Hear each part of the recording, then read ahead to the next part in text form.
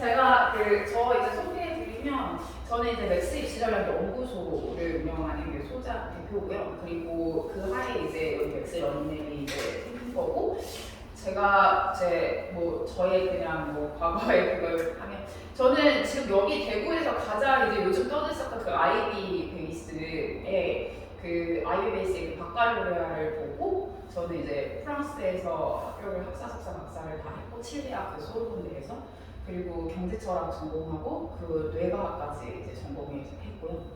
그리고 이제 사실 왔다 갔다 하면서 계속 공부를 해서 사실 한국에서는 돈을 빨리 벌기 시작했어요, 제가. 그래서 20살부터 저는 이제 그때 당시에 그 강남 파고다에 이제 한국에 들어왔을 때마다 계속 이제 강남 파고다의 성인회화에서 먼저 문법 강의했었고, 그리고 이제 한 20년 또 그러고 나서 엮어서 뭐 EBS 강수 보다가 지금 현재 메가스터디 손준 회장하고 함께하는 원래 데일학원이 메가스터디 바뀐 건데 대치역에 거기에서 바뀔 때 멤버로 일타강을 했고, 또 정일학원에서 이투스로 바뀌는 그때 고 회장님하고도 일타로 한 번 또 같이 일을 해서 또 띄웠고, 그리고 저는 의대 입시로 넘어왔어요. 네, 그래서 지금 제가 직접 의대 입시를 한 건 14년 차? 네, 그렇게 되고, 그리고 또 초등부랑 유치부 쪽으로 내려온 게 이제 7년 차 이렇게 돼서 이제 운영을 하게 됐는데,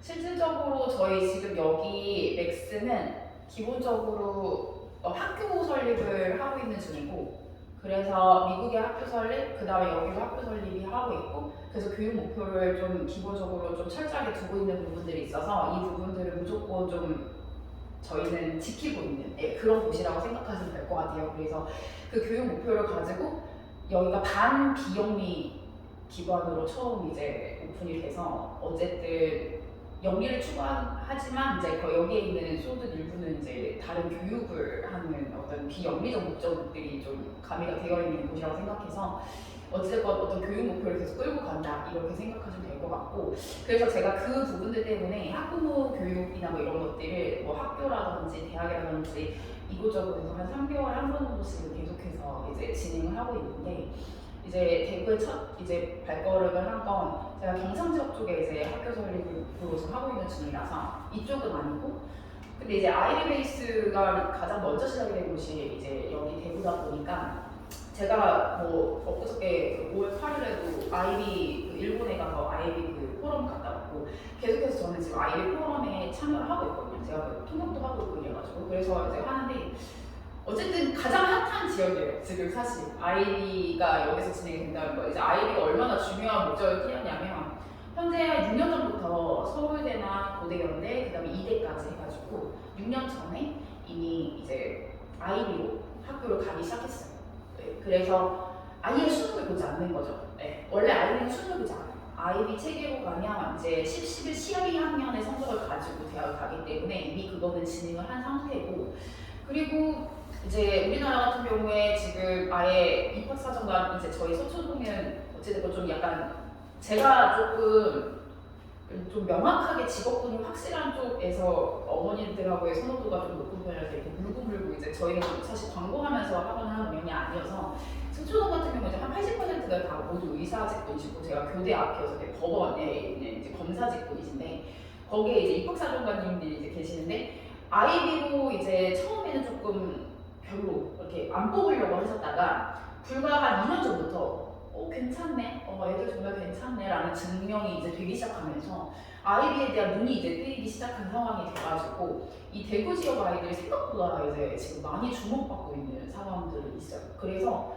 여기에 있는 그런 아이비 교육을 진짜 되게 적극 활용하시면 좋을 것 같기는 하거든요. 네, 그래서 그런 부분들을 감안해서 이제 전체적으로 좀 설명을 드릴 건데, 사실은 이제 저 같은 경우는 고등학교 3학년에 의대 입시를 컨설팅 쪽으로 이제 아이들 다 계획 잡아가지고 뭐 그러니까 MMI 논술까지 마무리를 짓는 그 과정들을 이제 직접적 관여를 한 13년 정도를 했다 보니까, 사실 이제 밑으로 내려와서 초등부를 왜 내려오게 됐냐면, 왜 이렇게 힘들게 가지? 왜 공부를 이렇게까지 힘들게 복잡하게 가고 있는 거지? 라는 생각이 들어서, 저는 태어나서부터 대치동에서 살았고 유학 갔을 때 빼고는 계속 대치동에 있었어요. 지금도 대치동에 살고 있고, 그리고 뭐 물론 지금 요즘은 대구이기 때문에 대구에서 반을 주거하고 살고 있지만 대치동에 계속 있다가 보면 대치동은 굉장히 깔끔해졌어요. 심지어 은미체가요 모두 초등 과정이 거의 다 없어졌어요. 사라졌어요. 다 유치부 쪽으로 빠졌고 그래서 사실 은미체 학원들의 버스가 많이 사라졌고요. 그리고 이제 서초구군 같은 경우는 엄청 많이 늘어났어요. 딱 7km 구간으로 보시면 7km 구간 사이에 대치구는 정말 딱 한 번만 나오고요. 그리고 공부하는 학원만 나왔고요. 그 다음에 은미체 쪽은 다 서초동 쪽으로만 생겼고요. 국제학교 같은 경우도 비인가 국제학교가 서초 대치군에 한 10개 정도 이상 되거든요.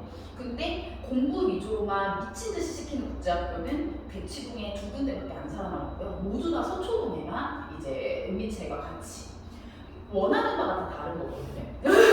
네, 원하는 바가 다 다른 건데 사실은 대치동 같은 경우는 저는 완전 찐 대치동 멤버로서 이제 말씀을 드리면 제가 고등학교 2학 그러니까 저는 초등학교 5학년 때 유학을 갔고 그리고 고등학교 1학년 때 한국에 다시 들어왔어요. 그리고 한국에서도 수능을 봤고요. 또다시 프랑스 수능을 본 거예요. 저 한국 대학교도 나왔어요. 근데 저는 그러니까 8학년에 완전 핵 메카일 때 이제 다닌 거였거든요. 근데 지금 완전 8학년의 핵 메카가 다시 시작이 됐어요. 이 제도들이 바뀌면서. 그러면 이 분위기가 어느 쪽으로 쏠려 있는지 이제 좀 보시면서 이제 조금 우리 아이 교육을 어떻게 시켜야 될지 생각하시면 될 텐데 실상 제가 느끼기에 범어를 한 2년여간 조사를 하면서 이 동네 대구 쪽의 시장을 조사를 하면서 느낀 건데 여긴 어떻게 보면 대치랑 닮고 싶은데 상업화된 곳이에요. 네, 그러니까 목적이 대치동이랑 아주 흡사해요. 목적은 똑같거든요.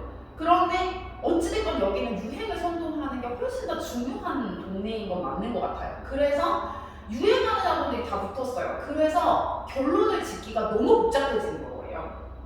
네. 그러니까 대치동 학원들은 기본적으로 유행하는 학원들이 많이 사라졌어요.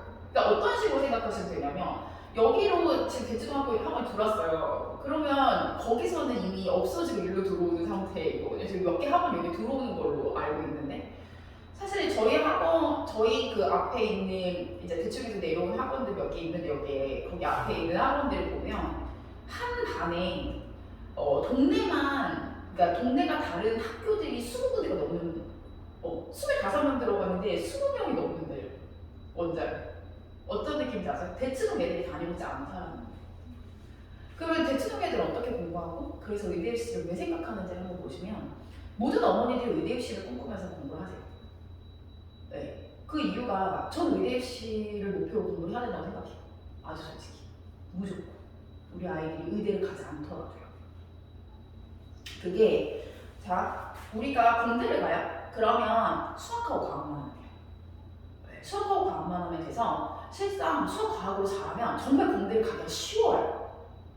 그리고 요즘 더 쉬워졌어요. 왜냐면 공대 지향 뭐 이런 게 너무 심해져가지고 카이스트면 홍항공대면 그 다음에 한양대 공대 정도는 정말로 손쉽게 들어갈 수 있는 방법들이 있어요. 수학하고 과학만 잘하면. 근데 그건 명사벽이긴 해. 원래 수학을 되게 잘하는 애들이 그냥 수학만 냈다는 거예요. 그래서 언어 능력 다 떨어지고 그냥 공부만 하는 거예요. 수학만. 그런데 자 이제 지금 인재상이 완전히 달라지고 있어요. 제가 이번에도 포럼을 갔다 왔고 2달 전에도 미국에 포럼을 갔다 왔는데 그때도 아이비 포럼이었거든요. 거기서 지금 하버드에서도 이번에 아이비를 보기로 시작했어요. 그러니까 SAT를 거의 보지 않는 거예요. 그래서 SAT가 990점 만점인데 700점 목표로 했어요. 아이라서. 자, 이 이유가 뭐냐면 인간다움을 우리는 추구하는 학생을 만들겠다요. 왜냐하면 우리가 수학하고 과학 같은 경우 기호의 학문이다 보니까 컴퓨터가 모두 할 수가 있어요. AI가 모두 할 수 있거든요. 근데 인간의 영역이 할 수 있는 유일한 방법이 하나가 뭐냐면 감정을 처리하는 능력이고 그리고 두 번째는 생각의 고리를 여러 가지로 막 엮어서 유추하고 추론할 수 있는 능력은 인간만 할 수가 있어요. 그러다 보니까 우리가 그 후자의 방법을 사람이 그러니까 습득을 해서 그걸로 확장을 시키고 세상을 밝히는 그런 일들을 만들겠다가 아주 큰 궁극적인 목표란 말이에요. 그래서 의대입시가 중요한 거예요. 의대입시의 가장 큰 중심은 뭐냐면 그러니까 입시가 정말 많이 오랫동안 바뀌었다고 쳐더라도 제가 지금 입시 안에서만 움직임을 엄청 오랫동안 봤지만 똑같았거든요. 사실 서울연고대, 이제 성균관대, 한양대 그 정도까지의 입시는 한 번도 바뀐 적이 없어요. 말만 맡겼지. 그렇다면 이 사람들이 원하는 게 뭐였냐면 MMI에서 보는, 그러니까 의대 입시 문서에서도 보는 게 뭐냐면 수학 과학은 그냥 당연히 기호 처리 능력으로 아는 거야. 근데 추가적으로 얼만큼 얘가 이 사회에 도처에 이렇게 뿌려져 있는 이 지식들과 내가 기본적으로 아는 지식들을 잘 연결해서 표현하고, 그리고 다음으로 우리가 감정 처리 능력이 얼마나 좋은지를 보는 거야. 그렇기 때문에 우리가 의대 입시를 표방하자라고 얘기하는 이유는 아주 간결하게는 수학과학 잘하고 그 다음에 인문학적 요소들을 당연하게 계속 습득할 수 있는 그런 기본기를 무조건 가져가야지 된다라고 말씀드리고 싶어서 의대 입시를 표방해라 라고 말씀드린 거예요. 의대를 안 가더라고요. 네. 그러면 뭐든 잘할 거거든요. 뭐든. 그러면 우선 저희가 이제 지금 여기 있는 아이들이 기본적으로 고교 학점제에 해당되는 친구들이어서요. 그러면 고교 학점제가 달라지면 어떤 일이 벌어질까를 좀 생각을 해보시면 그 고교 학점제는 기본적으로 모토는 아세요? 고교 학점제. 그러니까 여기 학교에서 좋은 것만 많이 그러니까 여기에 좋은 과목이 설립되어 있으면 거기 가서 그 수업 듣고 이제 과정을 이수할 수 있고 저쪽 가서 수업 듣고 이수할 수 있고 이렇게 왔다 갔다 학점 교류가 된다는 거라서 우리 대학교 때 그 학점 교류제 이런 것들하고 똑같은 상황인 거예요. 자, 그렇게 되면 기본적으로 이 국가에서 지금 표현하는 것에 정양 평가를 지양하겠다는 거예요. 그러니까 수치화시키는 성적이 필요가 없어지는 거거든요. 그래서 지금 국가에서는 정성평가를 이제 무조건 해라 이렇게 얘기했고, 우리 현재 초등학교 1학년부터 교과 과정을 IB 베이스로 다 바꾸라고 하는 정부 지시가 있기 때문에 그 정성평가가 딱 맞아 떨어지고요. IB 베이스가 정성평가거든요. 그리고 고교 학점제도 정성평가고요. 그리고 향후에 학종을 더 살리겠다라고 얘기했어요. 블라인드로 해가지고 자격증이라든지 어떤 학교 부모님들의 직업이라든지 이런 것들은 다 제거할 건데, 단지 이 아이들이 들은 과목에 대한 정성평가는 무조건 보겠다. 그래서 학종을 보는 거거든요. 그 학종도 정성평가예요. 지금 한 학종 정성평가. 근데 이거를 모토로 하게 되면 수능이 이제 가장 큰 문제가 되는데, 수능이 이제 정양평가잖아요. 그래서 이제 국가에서 이번에 이제 평가를 해서 이번에 이제 교육청 에서 이거 다 교육청에서 나온 거예요. 어떻게 하지? 우리 대입 전형 요소 우리 개편을 해야 되는데 수능만 정량평가로 남아있잖아. 이 정량평가된 거 우리 어떻게 고칠 거야? 라고 했거든요. 그래서 가장 지금 시나리오적으로 제일 높게 평가되고 있는 게 교육청, 이거는 교육청 자료예요. 그 정성평가를 위한 뒷받침이 되어주는 절대평가로 가자. 그래서 현재 영어가 절대평가잖아요. 다른 과목들도 절대평가로 가자고 얘기한 거예요. 네. 그러니까 90점에서 100점까지가 A 1등급, 그 다음에 80점에서 90점까지가 2등급 이런 식으로 가자. 그러면 이제 상황은 심각해지는 거예요. 그럼 평가를, 정성평가가 그렇게 애매한데 우리 아이가 어떻게 대학을 가냐, 이게 이제 관건이 되거든요. 그래서 초등학교 때부터 만들어진 친구들이 아주 손쉽게 가는 그런 구조가 될 수밖에 없다는 거예요. 네. 근데 그러면은 이제 앞으로는, 그러니까 저는 제 생각에는 점점 그 미국처럼 되는 것 같아요. 극단적으로 만들어진 아이들, 태어나서부터 만들어진 아이들이 잘 될 수밖에 없는 구조. 근데 그게 교육이 아니에요. 공부가 아니에요. 다른 거예요. 그거를 오늘 좀 꼭 집중해서 학습하셔가지고 아이한테 준비해 주시면 좋을 것 같은데, 지금 이게 뭐냐면 그 정성평가의 기준표예요. 정성평가 기준표. 자, 대학 교육을 충실히 이수하는 수업 능력인에 의해서 이게 지금 점수로 평가를 하는 건데요. 이거 저희가 만든 게 아니고요. 그냥 교육청에서 나와 있는 자료예요. 그래서 유튜브나 이런 데서 엄청 떠나더라고요. 첫 번째로 평가하는 요소들에 유난히 소홀한 과목이 있느냐, 그 다음에 뭐 의지와 노력을 평가하는 데 있어서 이게 정성평가의 커멘트와 점수가 되는 부분인 거예요. 자, 성취 동기와 목표의식을 가지고 자발적으로 학습하려는 의지가 있는지, 그 다음에 새로운 지식을 획득하기 위해 자기주도적인 거, 적극적 참여, 태도와 열정, 지식을 확정하려고 노력하고 있는지, 구체적 성과를 보고 있는지, 지적 관심이 있는지, 이렇게 말씀을 하고 있는 거잖아요. 이거 어떻게 생성되냐. 이제 부모님들이 이것 때문에 이제 암담하기 시작해요. 이거 선생님한테 잘못 보이면은 어차피 그냥 점수 잘못 나가는 거고 이걸 어떻게 평가해요? 이러는데, 실상 저는 제가 말씀드렸잖아요. 최상위권 대학교는 다 점성평가로 대학을 갔어요. 성적은 다 똑같단 말이에요, 거의.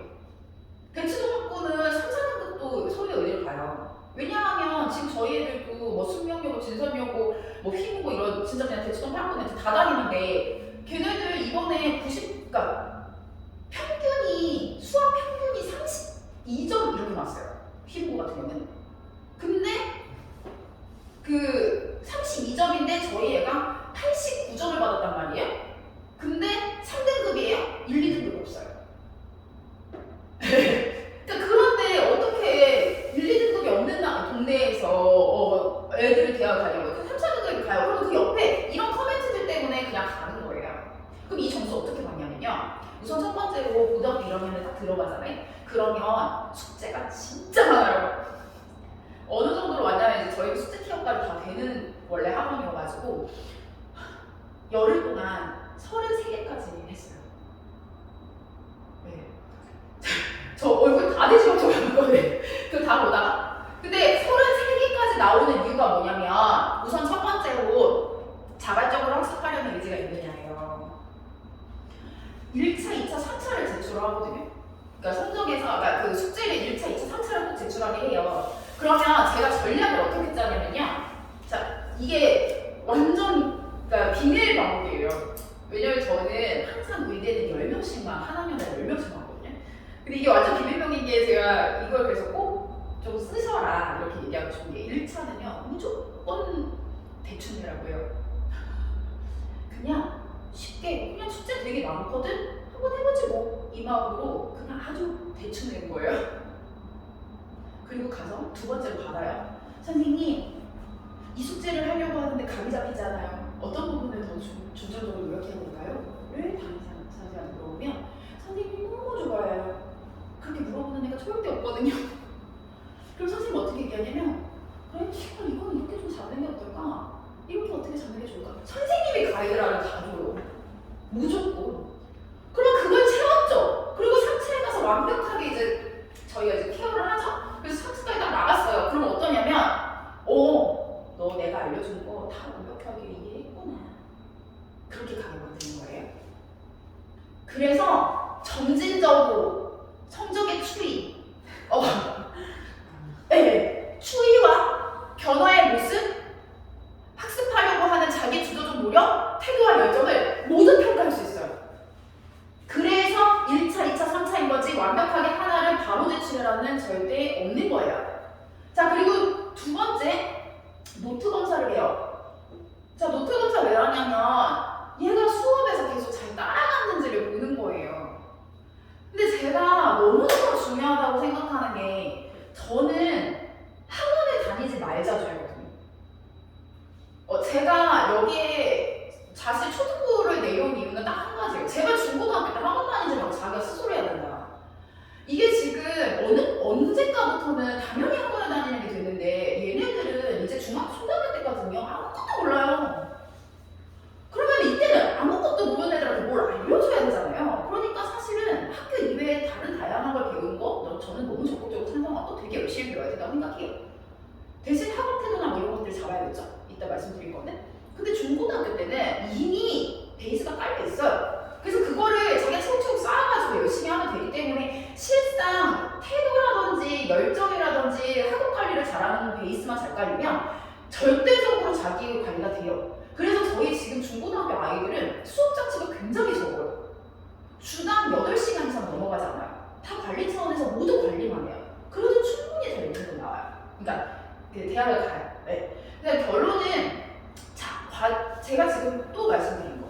자, 우리가 요즘에 이제 학교를 초등학교 가요, 중학교 가요, 고등학교 가요. 가장 나쁜 모양새가 어떤 모양새냐면요. 아이들이 수업을 안 들어요. 선생님이 얘기하는 거 재미없다는 거예요. 다 아는데 왜 계속 얘기 안 하는 거예요? 너무 잘못된 거 아니에요?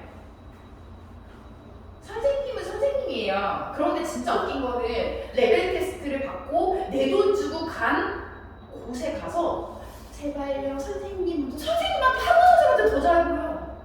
내 돈 주고 갔는데 선생님 뽑아주세요, 선생님 이거 해주세요. 정작 그 사람들은 돈 받고 그냥 정말로 갑질하는 거거든요. 아주 솔직히 말하면. 네. 근데 반대로 학교 선생님은 진짜로 이 아이를 키우는 평가 선생님이에요. 그리고 평균에 맞춰서 수업을 하게 되어 있거든요. 그러면 여기 선생님 얘기하는 그 단어들이 평균 이상인 아이들한테는 어떻게 다가와야 되냐면 사과를 알려줘도 그 사과에 대한 본질을 조금 더 깊게 생각해 볼 수 있어요. 평균 이상의 아이들. 평균 이하의 아이들은 그 사과를 쫓아가기 위해서 노력할 수 있고요. 아무리 쉬운 거를 가르쳐줘도요, 그 안에서 듣다 보면요, 깊이감이 생길 수밖에 없어요. 마음가짐의 차이거든요. 내가 학교에 앉아서 선생님 수업이 정말로 중요하다는 걸 느끼면서 들으면 선생님이 얘기한 것에서 조금 더 확장하면서 왜 그럴까? 왜 그런 일이 있었지? 아, 나 옛날에 그런 것도 책에서 봤는데 하면서 같이 막 붙여요. 잘하려고 마음을 먹었을 때요. 학교에 앉아서. 그런데 선생님이 이미 학원이나 엄마들이 학교 수업 별로 중요하지 않아. 그거 어차피 왜 그런 거 배운 거야? 이렇게 돼버렸어요. 그러면 걔는 선생님이 주옥 같은 말을 하나라도 남길 수 있는데 절대로 배울 수 없는 시간이 된 거예요. 선생님은 다 느껴요. 그거. 그 아이가 집중해서 그거에 대해서 주옥 같이 하나씩 짚어갈 때 우리 아이는 더 깊이 있는 감을 느끼고, 그리고 내가 진짜로 본질적으로 잘해야 된다는 그 태도를 학교에서 배울 수밖에 없어요. 그럼 안 흔들려요. 그런 아이들은 뭘 할 수 있냐면요, 학교에서 선생님이 칠판에다가 항상 학습 목표를 쓰는 것은 무조건 우리나라 교육 중에 기본 그 관점이거든요. 학습 목표를요, 노트에다 받아 적을 수 있어요. 그리고 자기가 알아볼 수 있는 글씨체로 그대로 받아 적어와서 내가 그 글씨체를 보면서 해독하면서 아, 선생님이 이런 얘기 했었지? 라고 생각할 수 있는 아이로 커요. 제가 그래서 저는 저희 모든 수업에 유치부도 마찬가지고 초등부, 고등부도 마찬가지지만 선생님 보고 무조건 처음부터 뭐 하라는 학습 목표 쓰라고 해요. 그리고 학습 목표는 무조건 노트에다 써서 내가 학습 목표를 명확하게 문제를 알고 스타트를 끊어라고 얘기해요. 그러면은 그 수업이 끝났을 때는 뭘 해야 되냐면 그 학습 목표에 대해서 내가 감이 잡혀야 돼요. 아, 이런 얘기를 했었지, 이런 말을 했었지. 그렇다면 노트가 어떤 역할을 할 거냐면 어떤 아이들은 너무 열심히 하겠다고 선생님의 말을 모두 받아 적어요. 그건 좋은 노트가 아니에요. 공부를 안 해도 노트인 거예요. 학교 수업을 열심히 들었던 친구는 뭘 할 거냐면요, 선생님이 적어주는 학습 목표를요 명확하게 적어놓고요 선생님 수업에 들어요. 그러면 선생님이 많이 쓰여있지 않은데도 불구하고 만점을 줘요. 왜냐하면 아, 너 이 학습 목표 중요한 거 이해하고 수업을 열심히 들었구나라는 생각을 할 거거든요. 그게 만점 노트예요. 그렇다면 우리가 여기서 열심히 적극적으로 교과 수업에 참여해서 수업 내용을 이해하려는 태도와 열정을 보여준 거예요. 그런데 그거를 초등학교 때도 한 번도 해보지 않았던, 사춘기도 오지 않았고 자기 자아가 성립이 되지 않았을 때도 한 번도 해보지 않은 것을 어떻게 고등학교 때 가서 하냐는 거예요. 그러니까 미리 만들어진 아이들이 금수저라고 제가 계속 말씀을 드리는 거예요. 돈으로 만들어지는 게 금수저가 아니에요. 진짜 놀라운 게 뭐냐면 사실 저희 아이도 국제학교를 다니고 있지만 저도 뭐 국제학교를 다녔었고 뭐 사립초등학교를 다녔었고 막 이렇게 했지만 사실 어나더 레벨이 있어요. 아주 솔직히. 예. 저희 서초에는 국제학교 아이들이 반이 있고 그리고 일반 학교 애들이 반이 있어요. 그 국제학교 아이들이 이제 대체고 한 명당 얼마를 쓰는지 아세요? 월? 그러니까 그럼 연평균으로 따지면 1억 5천 정도를 써요. 네. 그냥 정말로 흡수만 하는 수업으로요. 앉아서 공부하고 열심히 놀고 이게 아니고요. 그냥 흡수해라. 과학도 사회도 그냥 흡수해라. 그런 수업으로만 그렇게 돈을 때려 부어요. 근데 얘네들은 경쟁 대상이 아니에요. 제 계속 말씀드려요. 쟤네는 그렇게 돈 써서 미국 갈 거거든요. 그러니까 이것도 좋아 보이고 저것도 좋아 보이지만 타겟팅을 잘 보셔야 돼요. 그 친구들, 걔네는 경쟁 상대가 아니에요. 아예. 그러면 다른 타겟팅을 봐야 되거든요. 그 다른 타겟팅은 학원에서 레벨 테스트에서 1등한 애들, 저희 학원은요 아주 정작 솔직히 말하면 중학교 들어올 때 저희가 10명 뽑아요. 대치동을. 황소나 이런 데서 1등 했더니 한 번도 붙은 적 없어요. 한 번도. 그런 애들 붙으면 정의나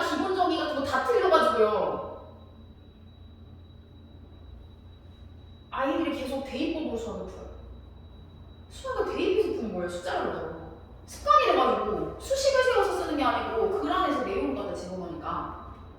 그래서 아예 처음부터 가르치는 게 더 쉬운 느낌인 거죠.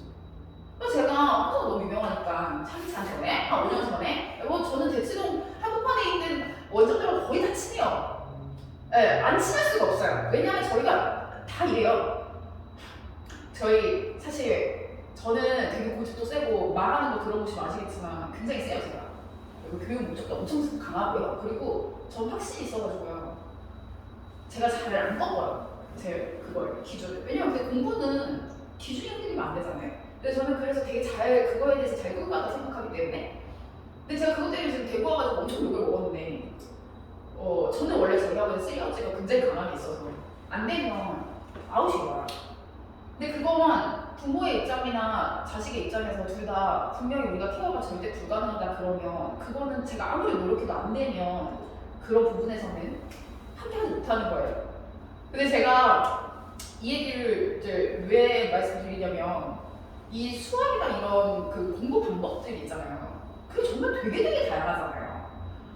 근데 저는 그래서 그 원장들하고 같이 얘기를 하면 사실 되게 유명한 학원은 상업적인 거고 이렇게 퍼센트별로 그러니까 아이들의 장기별로 이렇게 학원들이 이렇게 다 조금씩 숙소들이 있어요. 간판 없는 학원 정말 많고요. 대지역은 그런 학원 중에 대치동 학원은 그런 학원 중에 저희 학원이 하나인데 이제 그렇게 하고 나니까 뭐 유명하지 않던 거다 왜 이렇게 전 유명하고 싶지 않아요. 잘 가르치고 싶지. 그래서 그 관점에서 말씀드리는 거예요. 전 유명하고 싶지 않거든요. 그래서 그 관점에서 말씀드리면 제가 황소를 한번 이겨보려고요. 저희 아들이 마르타고 황소? 도대체 니네가 뭘 레벨 테스트를 어떻게 보길래 하면서 그냥 그 아는 분이 원장이랑 그러니까 친해서 시험지를 좀 달라고 했어요. 그래서 봤죠. 그래서 패를 풀었어요. 제가 기호를 어떤 문제가 많이 나오더라고요. 그래서 저희 애한테 풀이법을 강제로 습득시켰죠. 딱 5개만 외워. 여기 숫자 넣는 거야. 알겠지? 글씨 다 지우고.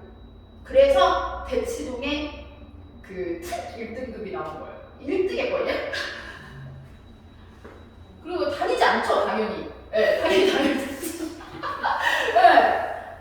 제가 여기서 힌트를 드리면 대치동 엄마들이요 정작 진짜로 열심히 가르치는 우리 저희 아파트가 제일 단지가 크거든요. 거기 엄마들이요 항소 시험만 봐요.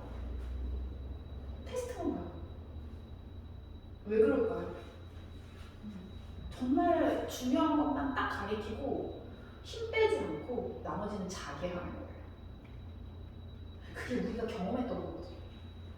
제가 8학년에 그 치열한 8학년에 고등학교 1학년 끝나고 이제 전학을 왔을 때 한국에 저기서 프랑스에서 와 막 옆에 친구랑 얘기도 절대 하면 안 되고 진짜 한 번도 떡볶이 먹는 추억은 인생에 있을 수가 없는 그런 상황이었거든요. 근데 우리끼리 그렇게 너무너무 힘들게 산 거예요. 이 아이는 공부만 하고 나머지는 짐 빼지 말자가 엄마들 목표예요. 우리의 목표예요, 우리. 내가 그렇게 살았거든. 저도 22개 틀렸거든요.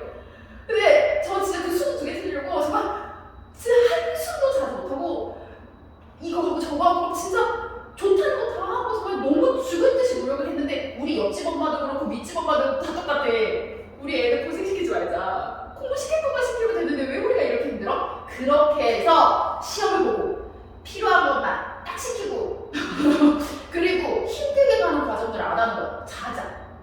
10시에 자. 자는 게 제일 중요해. 운동하자. 그래, 운동. 11시부터 다 뛰어다녀요. 우리 양재천 그 뒤에. 자전거 타고. 정말 현명한 방법으로 바뀌고 있다고 저는 그렇게 생각해요. 저희 세대, 70년, 80년대 세대가 그렇거든요, 지금. 그러면 이제 조금 잘 막 이렇게 좀 느낌이 오시나요? 간결하게 첫 번째로는 학교 수업을 되게 잘 듣게 만들면 돼요. 그리고 학교 선생님한테 복종하고 학교 선생님이 얘기하는 거를 잘 주워 담아서 그거로 궁금증을 일으키게 만들 수 있도록 여유를 주셔야 돼요. 그 작업들이 돼야 되고 두 번째는 노트랑 필기를 열심히 잘할 수 있게 해줘야 돼요. 열심히 필기를 잘해야 되는 이유는 첫 번째는요. 선생님한테 잘 보여서가 아니에요. 내가 시험 공부를 내가 해야 되잖아요. 근데 대충 적어갖고 오는 애들은요. 진짜 대충 적어. 지가 못 알아봐요.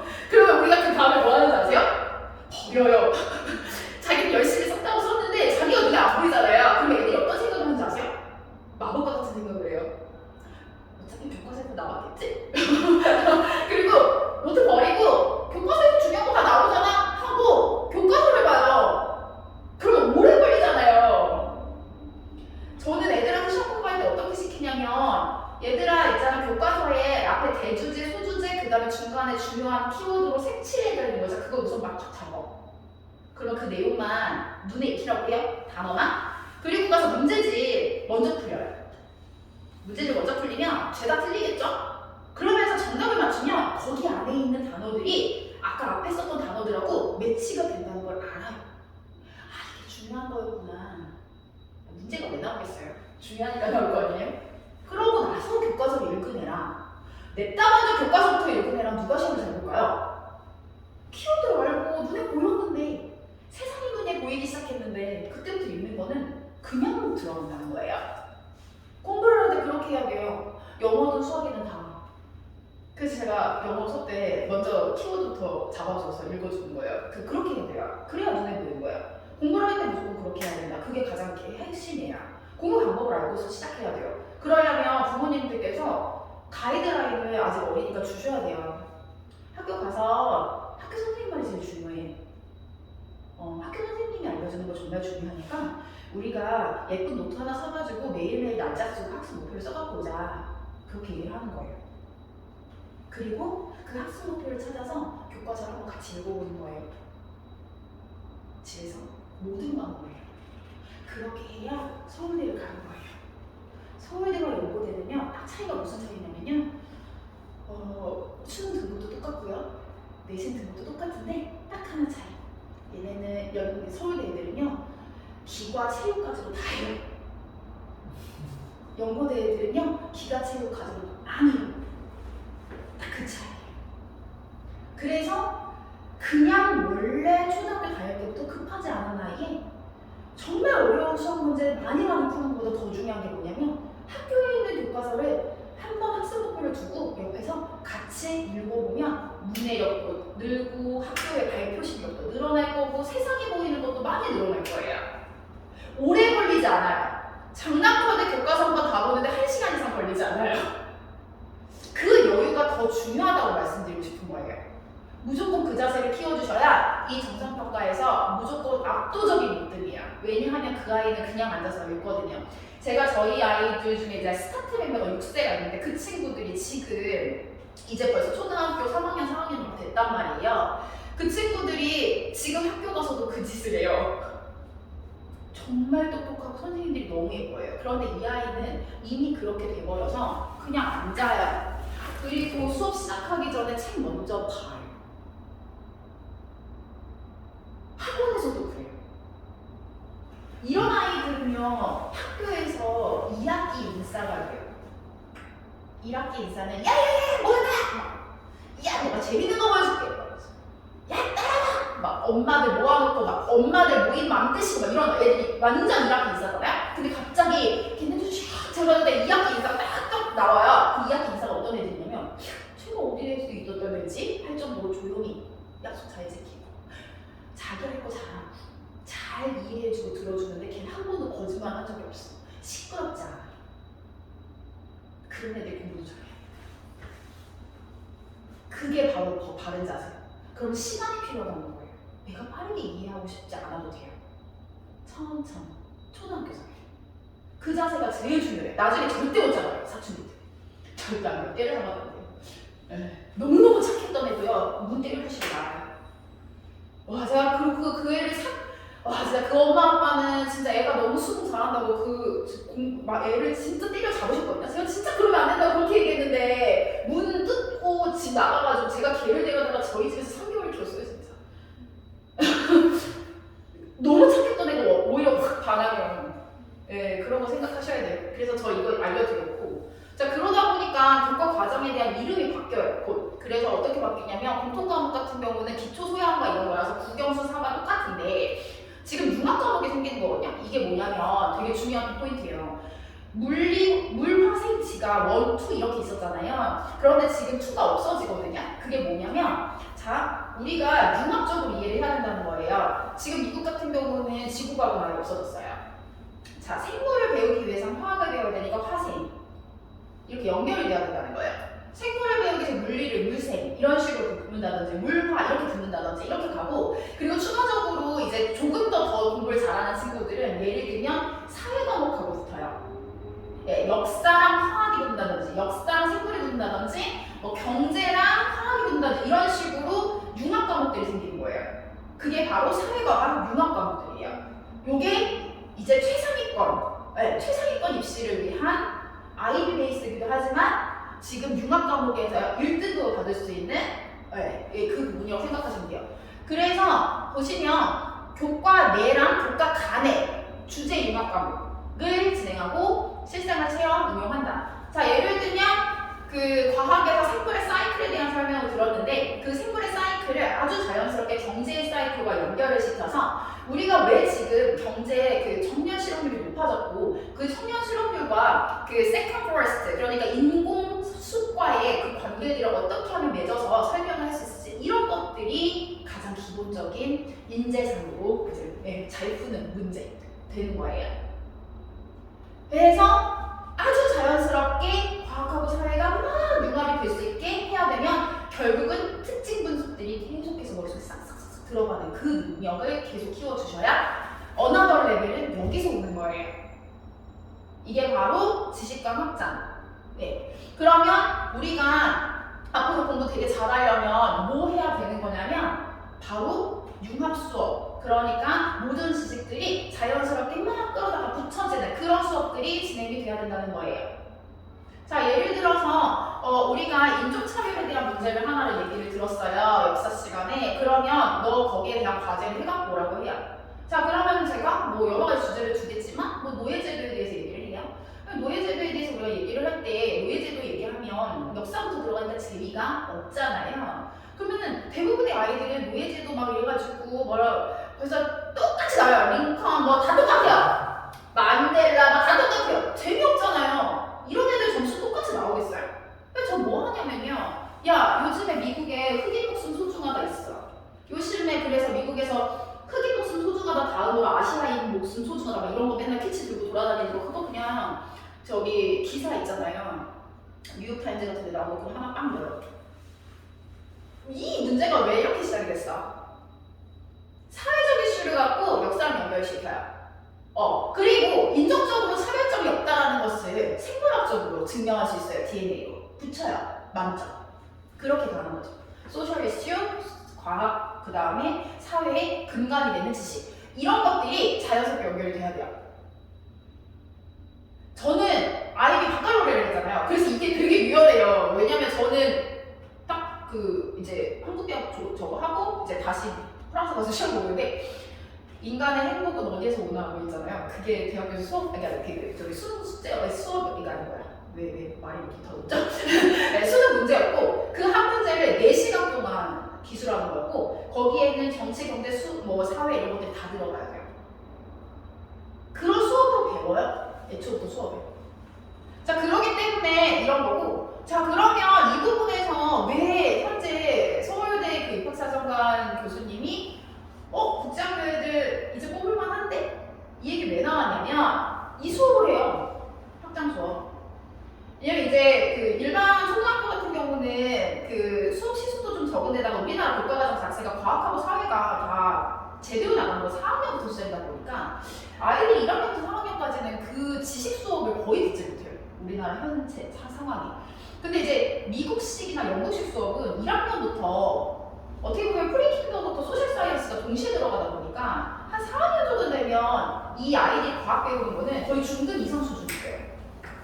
네, 사회 수준 마찬가지. 그러니까 수준이 되게 높아요. 그래서 이 아이들이 어렸을 때부터 약간 기본 베이스가 많이 깔려있다 보니까 중고등학교 가서 할 말이 많은 거예요. 아는 게 많으니까. 그래서 그런 부분에 있어서 그런 지식 확장들이 좀 중요한 부분이다. 뭐 이렇게 생각을 하시면 되고. 그러면은 제가 지금까지 이제 정돈을 해드리면 되게 길게 말씀드린 것 같지만 하나인데 우리가 고교학점제를 가고 학종이 되고 그러려면 벌써 초등학교 때부터 자기주도 학습이 돼야 된다라는 건데 그 자기주도 학습이 맨날 막 여러 강사들이 너무 복잡하게 얘기하고 있지만 아주 단순하게 첫 번째로 학교 수업 들어가가지고 학습학교 적고 한번 교과서 읽어보면 그냥 자기주도 학습 돼요. 그리고 두 번째는 공부에 대한 간결성을 추구하셔야 되는 거고 그 간결성 하에서 우리가 무엇을 추구해야 되는지 이제 또 말씀을 드리면 우선 우리가 공부를 되게 잘하려면 기본적으로 두뇌도 좋고 성격도 막 긍정적이고 그 다음에 성향도 막 열심히 하는 성향이고 이러면은 무조건 선천적 재능을 잘 타고난 건데요. 저 진짜로 저희 대체는 그냥 노력형 애들이 많지만 서초 애들은 진짜 머리가 좋거든요. 약간 그런 거 있잖아요. 완전 그 어나벌 레벨이 있어요. 걔네도. 왜냐면 뭐 어머니 아버님들 대부분 뭐 이제 영재고나 과학고 이런 거 출신이시고 막 이러다 보니까. 근데 참 신기하게 대구 구성분이 너무 많으세요. 네, 진짜 다 사투리지. 저희가 그래서 항상 이런 거예요. 내가 이제 지금 대구에 있는 거야, 서초에 있는 거야, 약간 그런 생각이 드실 정도로 정말 대구 분들이 많으세요. 그리고 저한테 엄청 지지해주세요.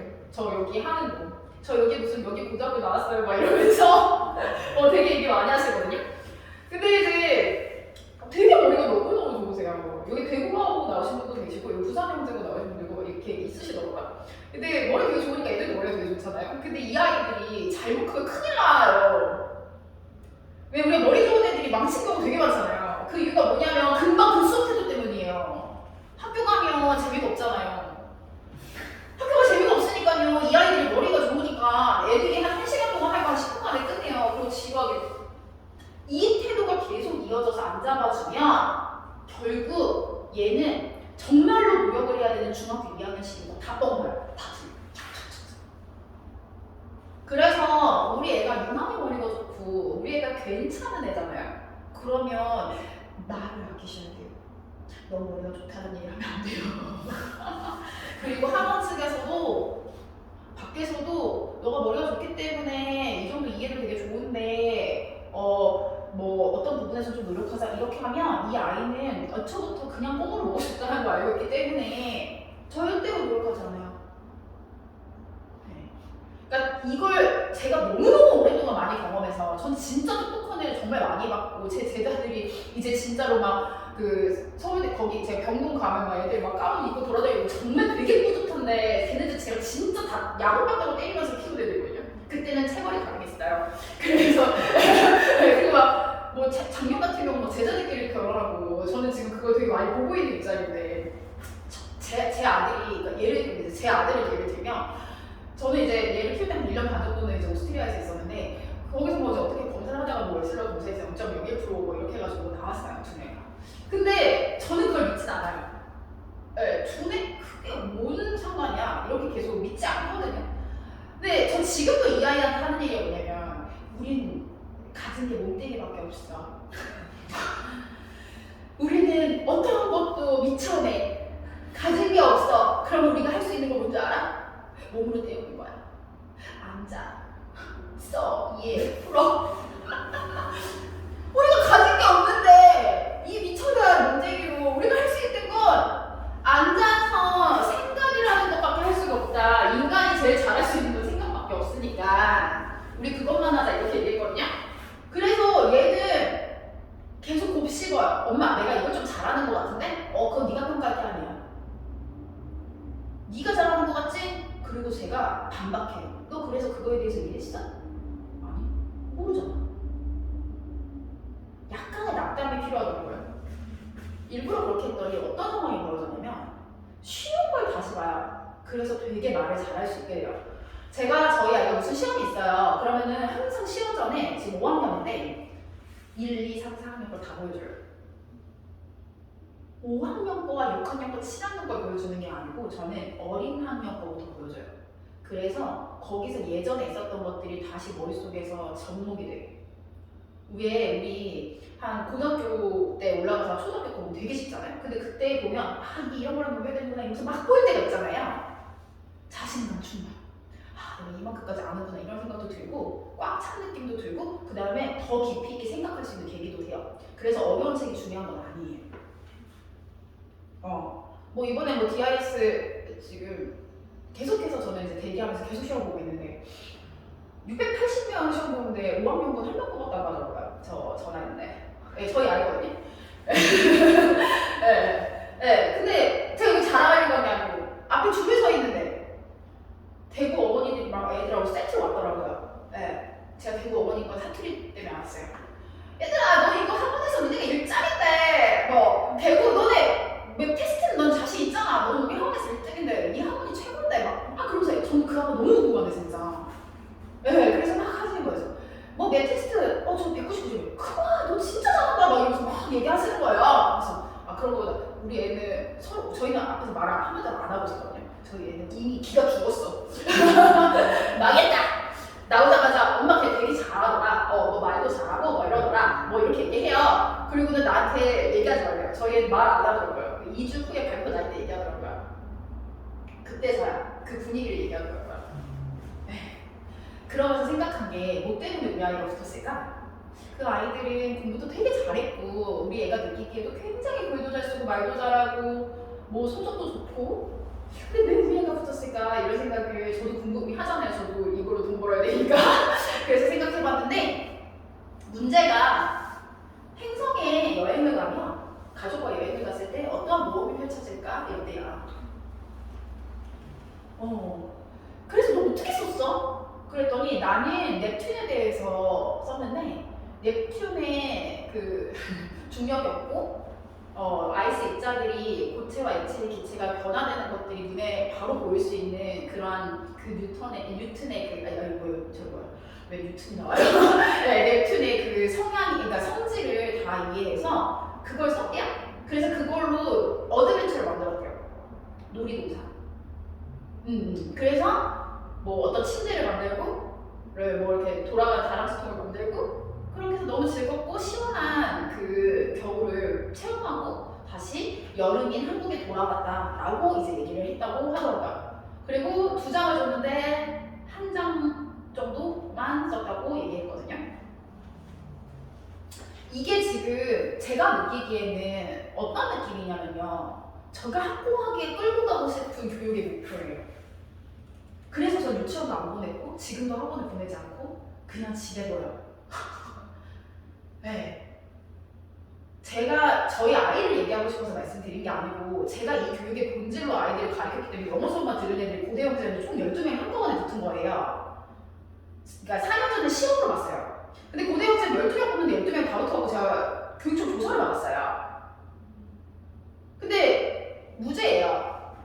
제가 그랬거든요. 아니 책 보고 이해하고 연결시켰는데 같이 대화했고 내가 써준 게 있냐고 답이 다 다른데 인성에 대해서 색깔로 표현해달라 이런 문제가 나왔었을 텐데 우리가 그거에 대해서 자유롭게 표현할 수 있는 것들에 대해서 내가 그걸 가르쳤는데 그러면 그게 뭐가 잘못이냐 제가 이렇게 얘기했거든요.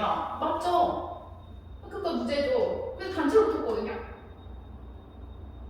이건 저희 학원이 잘해서가 아니에요. 교육의 본질이 그거라서 그런 거예요. 부모님들이 그 시간을 이해해 주셨거든요.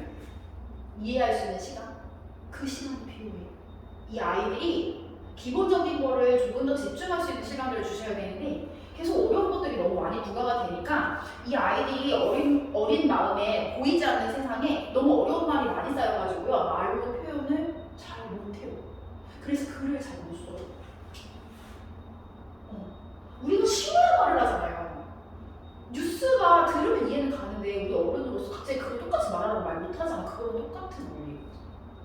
그래서 조금 더 이 아이의 입장에서 쉬운 것들에 대한 언어를 발설할 수 있도록 표현을 해줘야 되는데 그게 교과서가 정말 좋다는 거예요.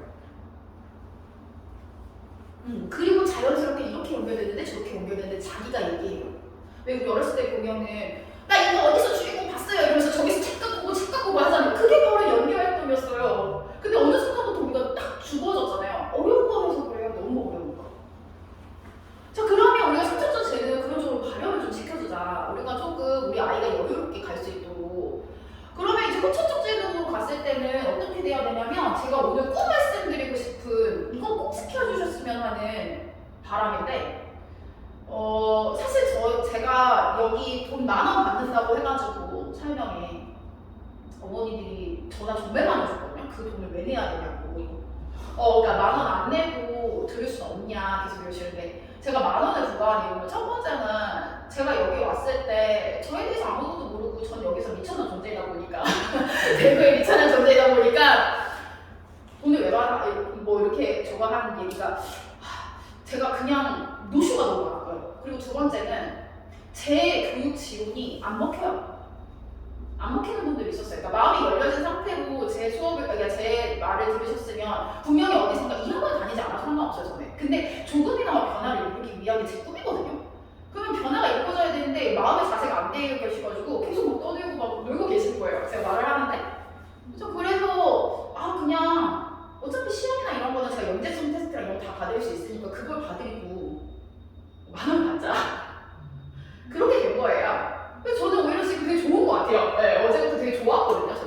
그래서 이제 이걸 말씀드리면 제가 왜냐면 지금 이게 되게 꿀 같은 정보라서요. 별거 아닌데 진짜 꿀이에요. 이게 규칙성을 만드는 거가 우리 애한테 얼마나 중요하냐면요. 고등학교 3학년인데 우리 아이 이제서야 와가지고 의대 갈 수 있을까요? 네. 고2까지 자세와 규칙성이 다 갖춰졌는데 무조건 가죠. 공부는 고3 때만 해도 돼요. 자세가 중요한 거라서 그래요. 뭘 해도 앉아있을 수 있겠는데 뭘 못하겠어요. 그러면 저희 애들한테 어떤 목표를 갖고 어머니들한테 서약서를 쓰냐면 어머니 얘네들이 울고 얘네들이 이탈하려고 해도 절대로 저희 말을 믿으셔야 돼요. 흔들리지 마세요.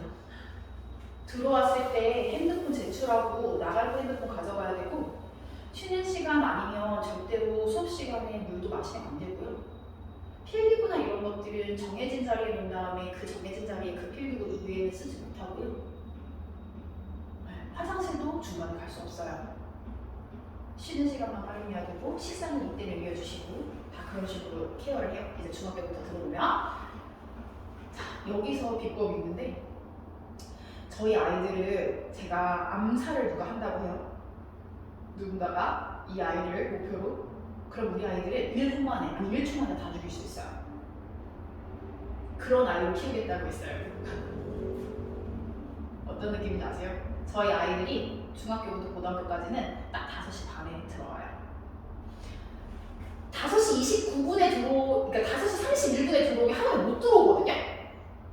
그래서 이제 그 언덕이 있는데 저희 학교 입구에 미친 듯이 달려서 쭈르륵 하고서는 한 28분부터 난리가 돼요. 막 우르륵 하고서 이제 5시 반 딱 들어오면 그때 누가 암살을 시도하잖아요? 그러면 이 애들 다 죽일 수 있어요. 그리고 10시에 딱 나가잖아요? 다 죽일 수 있고요. 이 안에서 밥 먹는 시간부터 시작해서 공부하는 시간 모든 패턴이 다 똑같기 때문에 언제든 쉽게 암살할 수 있다. 그만큼 규칙적이라고요. 완벽하게 규칙적일 때 중요한 점이 뭐냐면 어렸을 때 완벽하게 규칙적이잖아요? 그럼 첫 번째로 마음이 편해요. 아이가 심신이 편해요. 변화되는 게 없거든요? 오늘 다음날 똑같고 다음날 똑같기 때문에 불안하지 않아요. 왜 불안한 줄 아세요? 아이들이 다음날 뭐가 바뀔지 몰라서 그래요. 뭐가 좋아질지 모르기 때문에 불안한 거예요. 그래서 저는 애초부터 완전한 계획유충으로 진행했지만 저희 아이는 태어나서 밥을 먹기 시작했을 때부터 아침, 점심, 저녁에 시간을 똑같이 맞췄고 그리고 먹는 양이나 그 다음에 내용물을 거의 비슷하게 맞췄어요. 예를 들면 앞에는 국과 생선류, 그 다음에 중간에는 단백질류에 고기우유와 뭐 콩류, 그 다음에 저녁에는 단백질 중에서도 식물성 단백질 이렇게 갖고 매치를 시키고 그 재료에 맞게 지금까지 똑같이 가요. 근데 똑같이 갈 때 소스만 바꾸는 거예요. 그런 식으로. 대신 저녁에는 절대로 야식이라든지 튀김 음식을 지금까지 한 번도 먹인 적이 없어요. 다른 데 먹어보세요. 자고 속 부대껴서 그 다음날 아침부터 또 속 안 좋거든요. 근데 그게 원래 안 좋은 걸로 느껴져요. 자, 그러면 폐병이 사라져요. 어디서 문제점이 나오는지 자기가 알아요. 어디서 변화를 주면 뭔가 문제가 생기는지 알거든요. 먹는 것부터 한번 잡아보는 거예요. 사람은 먹는 걸로 만들어져요. 의식주에서 우선 식으로 만들어진단 말이에요, 우리 아이는. 그래서 식을 만들 때 다 이걸 의식을 만들어주는 거예요. 아침에 눈을 떴을 때 밥 먹기 싫어 이게 아니고 너의 머리가 좋아지는 단백질 뭐뭐군이야. 너의 활력을 살려줄 수 있는 비타민 뭐뭐군이야. 너가 미네랄을 이만큼 섭취를 해야 조금 더 머리가 막 돌아갈 수 있대. 이런 식으로 가져가는 거예요. 그리고 너의 맛은 고를 수 있어. 종류는 같아야 돼. 맛은 모르고. 그런 식으로 잡아주고 거부하는 것 자체를 사라뜨리고 예를 들면 우리가 갑자기 식이 조절할 때 단백질 갑자기 딱 많이 먹으면 꿀꿀꿀 계속 안 좋잖아요. 근데 계속 먹다 보면 괜찮죠. 그리고 나서 루틴이 되잖아요. 그렇게 루틴을 만들려는 거예요. 내 몸의 루틴. 이 시간에는 배가 고파서 그때 딱 먹어야 되고 점심, 저녁. 그러면 불편함이 사라지고 몸의 문제점이 사라져요. 무조건. 그래서 식이요법을 하는 거거든요. 우리 아이들에서 식이요법이 필요해요. 뭐 먹고 싶다고 막 그렇게 떼쓰게 하면 안 돼요. 그러면 떼쓰지도 않아요. 왜냐면 원래 나오는 게 그거니까. 대신 치팅데이를 만들어야 돼요. 이거는 치팅데이는 뭐냐면 늦게 자는 날, 그 다음날이 영향이 미치지 않는 토요일 같은 데니까 금요일 밤에는 우리 야식데이를 만들자 이렇게 가는 거예요. 그러면 또 이제 그런 식으로 음식을 하나를 또 조정해요. 두 번째, 오늘 친구들 모임이 있어. 친구들하고 만나기로 했어. 어머니들하고 갑자기 급만남을 조성해가지고 갑자기 어떤 날 놀러를 가요. 이런 거 있죠. 엄마 아빠 갑자기 외식하자고 해서 이런 거. 그거 주중에 계획 없을 때는 하면 안 돼요. 절대. 그러면 아이들 어떤 생각을 하냐면 오늘은 예외가 됐습니다. 오늘은 그래도 되잖아. 엄마가 그때 그랬었잖아. 왜 근데 내가 하자는데 안 돼? 이 여지를 다 주셨어요. 그럼 이거 어쩌라고요? 일주일에 한 번씩 계획만 짜면 돼요. 한 달이 아니에요. 일주일이에요. 일요일에 예를 들어 정해요. 전 일요일날 해요. 일요일날 일주일치 어떻게 정하냐면 월화수목금토까지 대략 먹고 싶은 거 먼저 정해요. 재밌어요. 같이 장보고 돼요. 요즘 마켓플레이 이런 거, 요즘 쿠팡 이런 거 있잖아요. 그래서 이렇게 장보고 되겠다. 아니면 시장을 같이 가세요. 오늘 이 종류에 먹을 건데 엄마가 큰 틀을 정해줘. 장보기도 쉬워요. 밥할 것도 걱정 안 하셔도 돼요. 양념만 바꾸면 되는데. 그래서 먼저 우리 먹을 것은 같이 장해보자. 재밌어 엄마들이 애들이. 단백질, 지방, 탄수화물 쫙 다 넣고 거기서 조금 즐거워질 담요 같은 것도 좀 넣고 뭐 이렇게 해서 같이 장을 보는 거예요. 월화수목금 같이 장 봐요. 마무리돼요. 그거 완전 공부예요.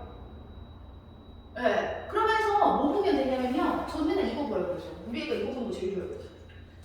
성분표. 이게 공부예요. 이런 걸로 가져가는 거예요. 어떤 느낌인지 아시겠죠? 일요일 날 정말 즐거운 가족 대화와 놀이가 될 수밖에 없어요. 너무 즐거워요. 전 지금도 매일 해요. 매주. 자, 그렇게 해서 적었어요. 그럼 장 봤죠?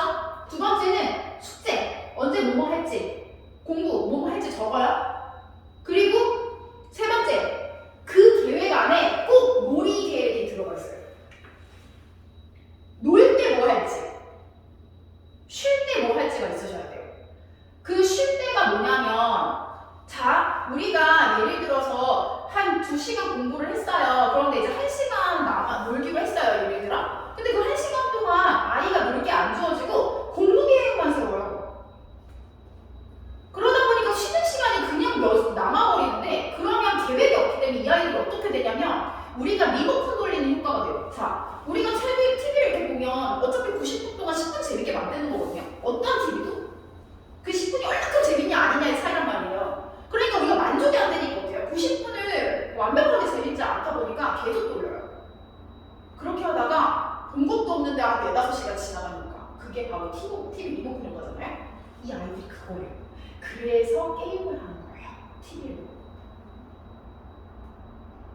그럼 그때 노는 걸 뭘 만들어줘야 되냐면 우선 아이들하고 놀 거를 만들고 생각을 해봐야 돼요. 아이들이 적응할 수 있도록 바로 빨리 나가서 뭐 배드민턴을 치고 온다든지 축구공을 한번 사고 온다든지 또는 보드게임을 한다든지 TV도 괜찮아요. 미드 하나 그냥 깨자. 그래도 돼요. 왜냐면 계획을 세웠기 때문에 괜찮다는 거예요. 오늘 미드 2개 깨자 이때 계획을 세웠기 때문에 더 보고 싶은 마음도 생기지 않을 거예요. 왜냐면 어차피 그 다음 단계에는 또 볼 이유가 있을 거고 또 계획만 세우면 내가 다 할 수 있기 때문인 거예요.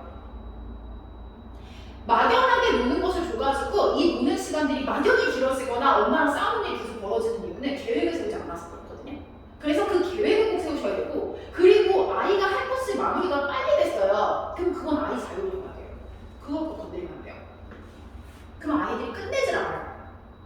아이 대부분이 시작은 잘하는데 끝을 안 내거든요. 그러다 보니까 시작을 또 안 하려고 해요. 왠지 아세요? 빨리 끝냈을 때 엄마가 또 주거든요. 네, 숙제 다 했거든요. 근데 엄마가 뒤에 시간 남았는데 또 줘. 너 왜 이렇게 빨리 했어? 다 했네? 그래 그거 하자. 이 아이는 평생 끝을 내지 못해. 그러면 시작을 어떻게 해? 그러니까 시작도 안 하고 끝도 안 내. 아니 그래서 내가 끝을 냈으면 얘한테 멍 때리는 시간을 좀 줘야죠. 얘가 그냥 머리에 딱 들어와가지고 먹으면 확 잘 됐어. 그거에 대한 성과 보상이 있어야지. 와 이런 느낌이 들지 않나요? 성취감이 막 이렇게 되잖아. 그래서 계획을 수정하지 마시라고요. 나 오늘 되게 마음 먹고 열심히 하려고 했는데 갑자기 우리 엄마가 야 나 누구랑 놀기로 했어 가자! 갔어요. 그럼 어떻게 했어요? 우선 노는 게 재밌긴 하죠. 갔죠. 깨졌죠. 하고 싶은 마음이 안 생겨요.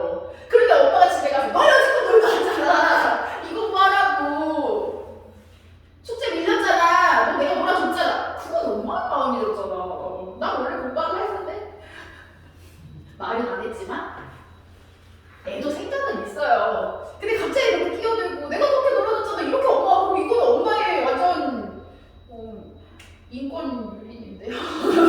우리 애를 무시한 서사인 거예요. 그래서 제가 느끼기에는 계획이라는 게 생기잖아요. 그러면 꼭 어머니들께서 하셔야 되게 뒤에 그러니까 나중에 바뀌어요 나중에. 그러니까 한 주 후에 친구들 약속 하나도 안 중요하거든요. 그 애랑 우리 애가 더 중요하잖아 우리 애가. 그 옆집 엄마가 더 중요한 게 아니잖아. 우리 애가 더 중요하잖아. 그러니까 이번 주에 계획이 있어서 안 되겠어. 다음 주에. 그래서 일요일날 계획 세울 때 그 다음 주 계획을 쓰세요. 그렇게 한 주 동안 한 거를 철저하게 지키시는데 저는 가족 약속도 그렇게 해요. 그래서 저 어렸을 때도 그랬어요. 어머니하고 지우가 보고 싶은데요. 이래요. 어머니 오늘 약속한 날이 아니라서 안 돼요. 근데 어머니 처음에는 되게 섭섭해 하셨는데 제가 이유를 설명했죠. 어머니 갑자기 그렇게 되면 우리 애가 핑계가 되는데 나중에 그럼 제가 키우기가 너무 힘들어서요. 저 지금 좀 키우기 쉽게 어머니가 좀 도와주셨으면 좋겠어요. 다음 주에 이렇게 되는 걸로 할게요. 지금은 어떻게 하냐면 그냥 계획표를 짜서 사진에 단톡에 올려요. 가족 단톡에. 아무도 안 건드려요. 네. 그러니까 서로 갑자기 밥 먹자 뭐 하는 거 절대 없어. 네. 불만이 없는 거예요. 그럼 이 아이가 어떤 느낌이 드는지 아세요? 평온해요. 변하는 게 없거든요. 내 마음도 편하고 내 자신도 존중되고 뭔가 새로운 것들이 계속 미친 듯이 들어와서 다른 상황들을 정리할 이유가 없어져요. 그러다 보니까 내가 공부하는 것에 대한 관심도 많아지고 모든 것이 평화롭고 흔들리지 않다 보니까 내가 배우는 것들이 모두 다 학습으로 들어오고 내 자신의 것으로 되는 거예요. 그럼 그때부터 책이 보여요. 왜냐하면 궁금하거든요. 어디서든 더 배우고 싶은데 그때부터 한 번씩 책을 보게 되는 거예요. 그게 자발적인 동기 요소를 만들 수 있어요. 그래서 그런 게 규칙적으로 만들게 되면 메타인지가 된다는 게 그거예요. 메타인지 너무 많이 들으셨죠? 메타인지는 뭐냐면 내가 이렇게 살면 안 되는데 좀 더 하자 이 마음이 들게 만드는 건데 루틴이 있어요. 근데 그 루틴에서 자기가 망가뜨렸다면 다른 변화가 하나도 없이 자기가 망가뜨린 것만 제일 잘 보이거든요. 그럼 반성을 해야 돼요. 근데 엄마가 잘못한 거, 아빠가 잘못한 거, 여기 강아지가 잘못한 거, 고양이가 잘못한 거 이런 거 다 붙어요. 그럼 내가 잘못한 거면 없어지는 아이가 돼요. 너네 때문이야! 이렇게 할 수 있거든요. 왜냐면 요인이 너무 많아서. 그런데 다른 것이 다 조용하잖아요. 핑계 댈 게 없잖아요. 그러면 핑계를 안 대요. 그러면 이 규칙을 세우기 위해서 가장 중요한 건 어머니들이 100번 규칙을 지키셔야 돼요. 그래야 우리 아이가 한 번 지킬 거예요. 지금은. 그러니까 어머니 아버님이 조금 마음을 굳건히 먹으시고 그 규칙을 지키기 위해서 정말 피나는 노력을 하셔야 돼요. 네, 저도 그 약속을 지키기 위해서 이 약속을 지키면 우리 애가 이런 거 있죠. 우리 미신 메타인지인데 전 메타인지 뭐 하냐면 이런 거예요. 내가 만약 이 약속을 지키지 않으면 우리 애가 거짓골을 살거야. 정말 그 생각이에요. 우리 애가 엄마가 밖에 나갔다가 들어와서 어떤 일에 대한 이야기를 안 했으면 좋겠어. 그래? 알겠어. 그 약속은 내가 꼭 지켜줄게. 미안해. 그것 때문에 불편했구나. 정말로 얘기를 하고 싶어도 참아요. 그리고 제가 조금만 더 한 10분만 있다가 들어가고 싶어도 안 돼요. 약속을 지켜야 되잖아요. 죽어라고 달려요. 그 약속은 지켜요. 깨지 않아요. 그리고 만약 혹시나 깨는 경우가 있으면 정말 무릎 꿇고 빌어요. 정말 미안해. 내가 다시는 핑계대지 않을게. 안 그럴게. 약속을 꼭 지켜. 엄마가 인간인지라 그런 부분을 잘 놓쳤네. 그러니까 너가 조금 도와줘. 뭐 이런 식으로 같이 가면 같이 화합이 되기 때문에 그것도 좋아요. 네. 그래서 같이 노력하자. 이렇게 가시면 좋을 것 같아서 이것들이 과제 지투까지 외우는지 이제 아시겠죠? 다른 변화가 없으니까 그거 꼭 하고 싶은 거예요. 어차피 그거 꼭 하면 그 뒤에 나 놀 수 있으니까. 내 자유시간 있으니까. 그런데 그때 롯데 책이나 보지? 그걸 여유 시간이 아주 많아져서 이제 나에 대한 생각이 맞춰진 후에 그때 다른 사람의 생각을 채워놓고 싶을 때 책이 먼저 들어오는 거예요. 아직은 나에 대해서 잘 몰라. 그래서 내가 그냥 좀 쉬고 싶고 내 머리를 그냥 나를 위해서 생각도 멍도 때리고 하고 싶은데 거기에 남의 생각을 막 강제로 넣으라고 하니까 책이 안 들어와요. 그 시간에 여유를 주셔야 돼요. 그냥 그려요. 그리고 놀라게 만들어요. 우리 엄마가 왜 저러지? 왜 갑자기 저렇게 이해해주지? 그러면서 자기를 그냥 바라보게. 눈치 안 보게. 그렇게 하면 재능은 다 생겨요. 그래서 이러한 부분들이 아까 말씀드렸듯이 교육과 이런 학습 태도로 다 같이 가실 거고 저 그게 진짜 꿀팁이라고 말씀드렸던 거예요. 그 과제 집착 부분에서. 그래서 지금 의대 입시 같은 경우는 깊이 있는 사고 과정이나 이런 자유로운 확장 연계, 그 다음에 지신 습득의 즐거움 가진 아이들이 확실히 무조건 잘 될 수밖에 없는 그 평가 구조가 되어 있다라고 보시면 되고, 이제 마지막으로 제가 이제 학원에 오셔서 정보를 들으셔야 되니까 좋은 정보를 딱 이제 영어랑 수학의 패턴으로 좀 드리자면, 우선 영어 공부는 어떻게 해야 되냐 이 얘기 되게 많이 하셔가지고 이제 공부법에 대해서 좀 말씀을 드리자면, 초등영어는 초등학교 때 다 끝내야 돼요. 왜냐하면 지금 유일하게 절대평가로 빠르게 끝낼 수 있는 과목이 영어거든요. 근데 영어를 너무 오래 하세요. 저 정말 너무너무 이해가 안 가는 게 뭐 여기 보이는 여기 학원도 그렇고 저쪽 옆에 있는 학원도 그렇고 막 고등학교 막 정말 너무 말도 안 돼요. 저 내신 저희 여기 실장님이 여기 중학교 고등학교 애들이 있어가지고 막 학원 다니는데 시험지 저기 이번에 시험 보는 웬만큼씩 보더라고요. 근데 그게 완전히 잘못된 게 공부는 줄여가는 공부를 하셔야죠.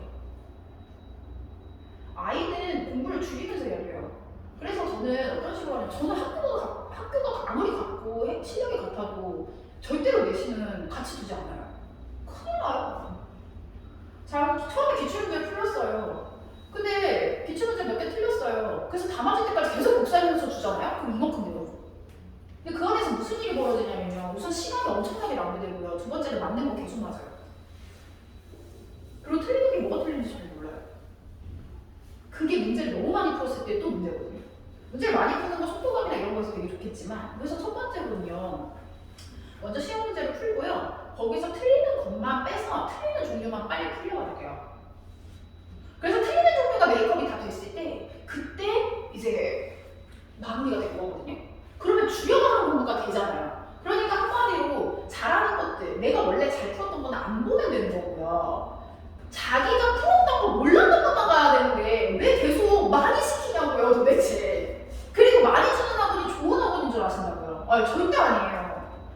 아이를 소중하게 생각하세요. 이 아이 자야 돼요 진짜.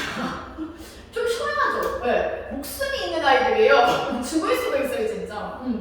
그러니까 자 그러면 이런 것들 해결하기 전에 우리가 초등 단계에서 특히나 전학년분에 있을 때, 그러니까 5학년, 6학년을 넘어가기 전에 가장 중요한 요소가 뭐냐면요. 우선 우리가 가장 인기 있게 하는 문해력. 문해력을 키워야 돼요. 근데 문해력 키우려면 뭐 해야 되죠? 책 봐야죠. 독서. 다 독서라고 얘기하는데 그래서 문해력 키우려고 국어학원, 영어학원 다 독서학원 막 보내시잖아요. 근데 진짜 웃긴 게 뭔지 아세요? 저는 이렇게 생각해요. 돈은 값어치 있게 써야 된다. 쓸모 있게 써야 된다. 이거거든요. 자, 돈을 쓰려고 하면요. 내가 못하는 데다 쓰고 내가 절대로 가질 수 없는 거에다 쓰고 내가 원래 잘하는 거나 이런 거에다가는 쓰지 않는 게 낫죠. 그런데 예를 들어 문해력을 키우기 위해서 책을 봐야 된다고 하면 책은 지가 봐야 돼요. 그리고 엄마가 옆에서 조금 뭐 이렇게 콘치 같은 거 해줄 수 있고 책도 사줄 수 있고 해요. 자 그런데 스스로 안 했잖아요 라고 얘기하니까 그래서 돈을 낸다 이신 거잖아요. 이게 얼마나 우울한 이야기예요. 우리 애를 컨트롤 못해서 돈을 낸다? 반대예요. 문해력을 키우기 위해서는 무조건 배워야 되는 학습 체계가 있어요. 아이가 책을 많이 보고 머릿속에서 쑥쑥쑥 잘 담으려면요. 무조건 구조력이랑 그 다음에 정의에 대한 이해를 구조적으로 학습해야 돼요. 머릿속에 그 학습이 안 되어 있잖아요. 그러면 이 아이는 아무리 책을 읽어도 이해가 가지 않아요. 책 한 10,000권 읽었어도요. 그냥 풀은 날아가는 애들 진짜 많아요. 책만 읽는다고 해서 시험 잘 봐요? 아니거든요. 네, 그건 우리의 경험상으로도 맞잖아요. 자 그러면 이런 거예요. 아주 현명하게 생각했을 때 돈은 구조를 만들어주는 데다가 보내야 돼요. 그래서 그게 너무 당연해져서 엄마는 책만 사주고 애는 그거에 대해서 책 사주고 독려해주고 막 인센티브 주고 이 아이는 책이 재밌어서 봐야 돼요. 그래서 기억이 나서 어디에든 막 써야 돼. 얘가 막 쓰잖아. 그럼 재밌어서 계속 읽어요. 근데 계속 책을 읽어도 왜 책이 재미없냐면 써먹을 데가 없어서 말할 데가 없어서예요. 그러면 우리가 문해력으로 가장 중요한 건 구조력이거든요. 자, 아이가 돈을 주고 배워야 되는 거는 책 읽기가 아니고요. 구조력을 배우는 거라고 말씀드렸는데 자, 글의 구조는 5가지 종류밖에 없어요. 저도 논문을 엄청 많이 써봐서 근데 5개밖에 없어요. 자, 귀납법, 영역법, 상단법법, 비교대조. 자, 과외 설명에서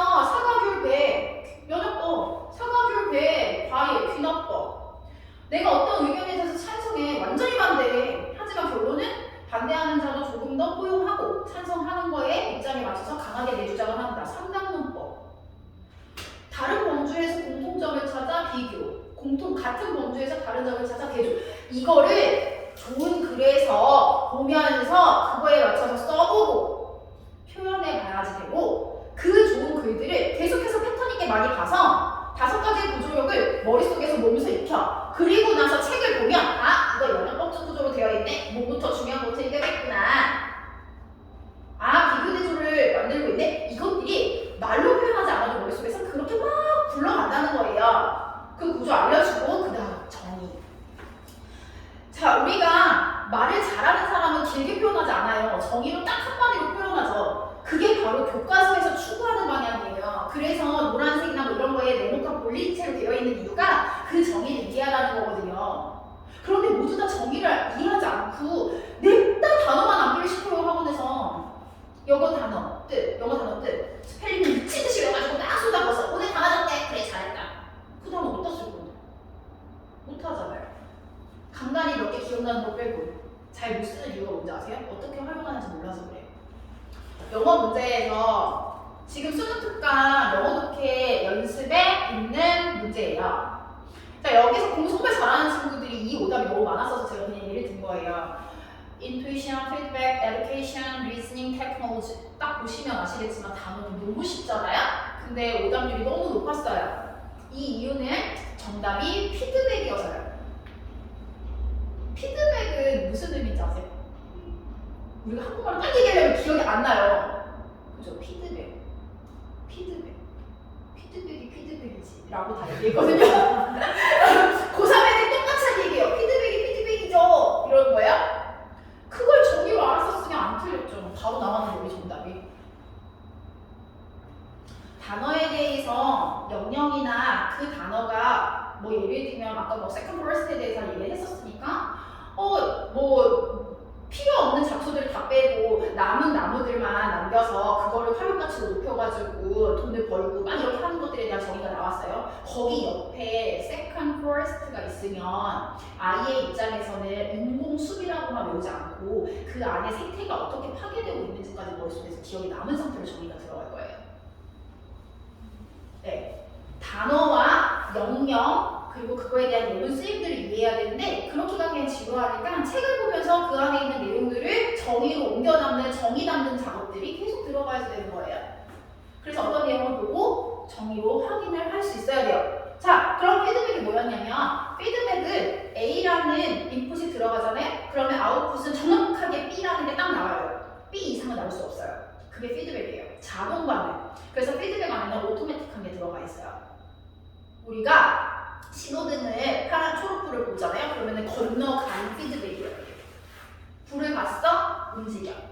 그게 피드백이거든요. 그래서 여기 오토매틱한 게 나오기 때문에 피드백이에요. 근데 아이들이 많이 틀렸던 게 리즈닝이었어요. 리즈닝이 유추 추론인데 자, A라는 인풋이 들어갔어요. 그러면은 아웃풋은요 B, C, D, E, F 다 될 수 있어요.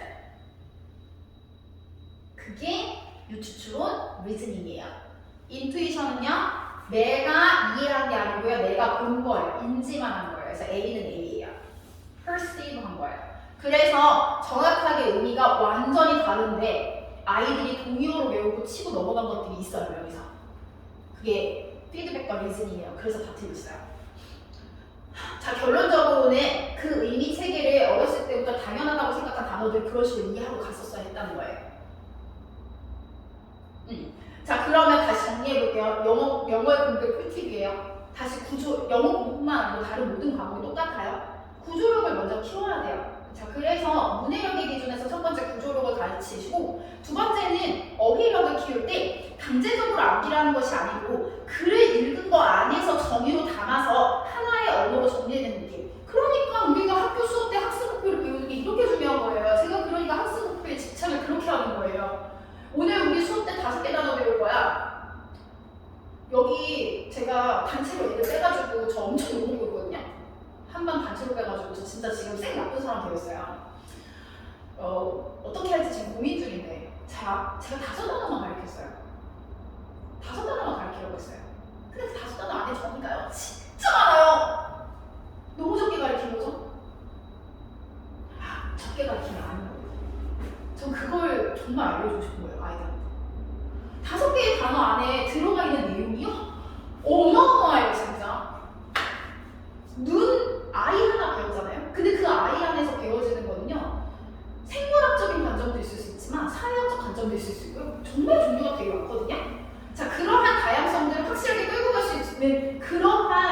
정의적인 부분들을 조금 더 집중하셔야 된다. 그러면은 이런 문제도 해결이 되고, 그러다 보면 고등학교 3학년 됐을 때 제가 막 이런 찍기 강의를 하는데 이렇게 그냥 저는 순서대로 막 넣어요. 그럼 이거 다 넣잖아요? 그럼 무조건 정답이야. 뭐 INFP 수동 능동 문제 풀기 힘들잖아요? 제가 뒤에 아무것도 없지. 투부정사 있고 형용사 있고 부사 전치사 있지? 그럼 무조건 PP야. 한 번도 어긋난 적 없어. 무조건 정답이에요. 규칙성이 있으니까요. 공부를 다 넣어놓고 정의가 다 들어간 상태에서 이런 찍기 작업은 금방 할 수 있어요. 하지만 지금 초등학교 시기에는 확장을 해가야 돼요.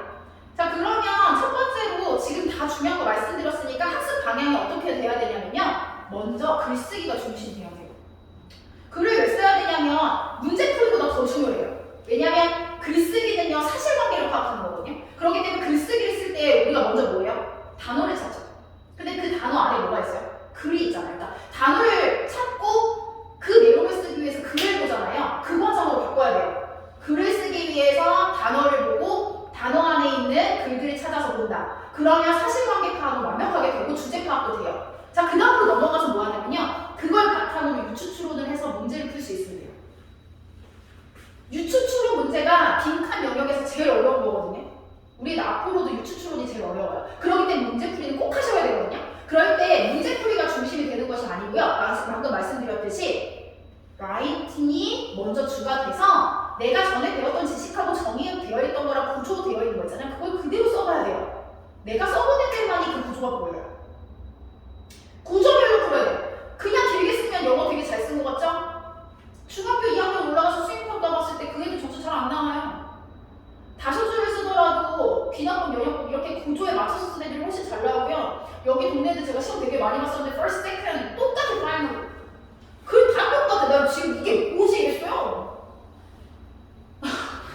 찍기 양성서야. 그게 무슨 글이에요? first, second, final을 쓰는 게 어떻게 글의 구조예요? 귀납법, 연역법 이런 거에서는 꼭 그런 구조를 쓰지 않아도 돼요. 그 연결사를 누가 꼭 그렇게 쓰라고 그랬어요? 연결사 없어도 쓸 수 있어요. 수능에서 연결사가 없어요.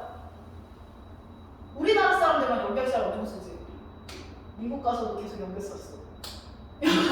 네. 그러니까 굳이 연결사를 쓸 필요는 없거든요. 그런데 구조는 맞아야 돼요. 금방 말씀드렸듯이.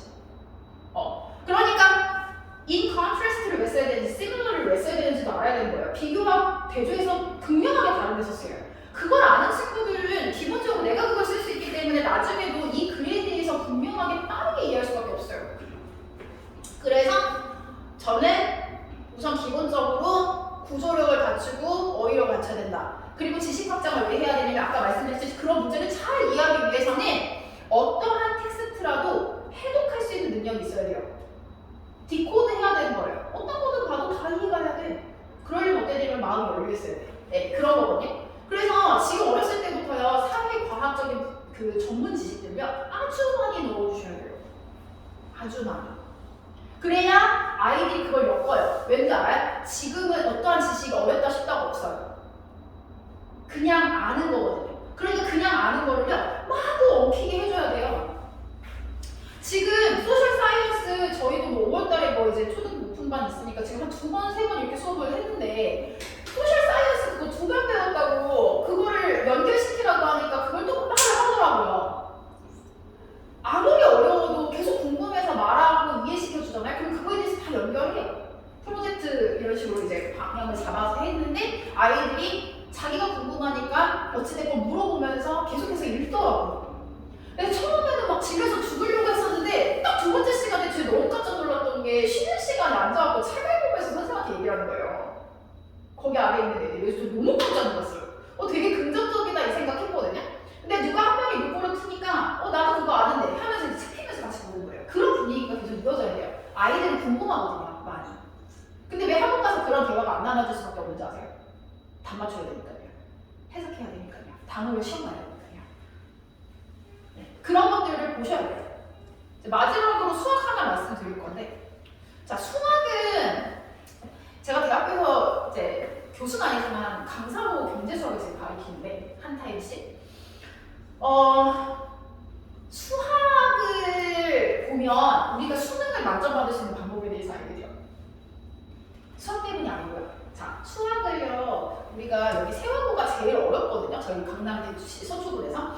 근데 이 세화고가 평균이 25점이 나오는 곳이에요. 왜냐하면 어렵지 않거든요. 반은 어렵지 않고 반은 쉬워요. 근데 왜 40분 동안 시험 봐요? 시험 문제는 30문제예요. 서술형이 11문제예요. 19문제가 객관식이에요. 그런데 서술형 11문제 중에 안에 고리가 달린 1, 2, 3 가로가 3개씩 붙어요. 그래서 총 33개 객관식으로 이렇게 40분. 자, 이거 어떻게 하나요? 이게 바로 우리가 수능을 잘 보는 골자의 한 핵을 이해할 수 있어요. 자, 우리가 생각했을 때, 어머니들이 생각했을 때 쉬운 거는 당연하게 맞추는 거니까 연습을 하지 않아요. 쉬운 건 넘어가요. 대부분 한번 다 똑같이 그렇게 가르쳐요. 그래서 우리는 1등급 학원과 3등급 학원을 나눠준다. 우리가 맨날 얘기하거든요. 자, 최상위 문제 있죠. 어려운 문제. 그거는요, 정확도를 높여서 잘 맞추기 위해서 공부를 해야 되고요. 쉬운 문제는요, 그냥 암기처럼 무의식에 한 0.1초 만에 다 찍으려고 공부해야 돼요.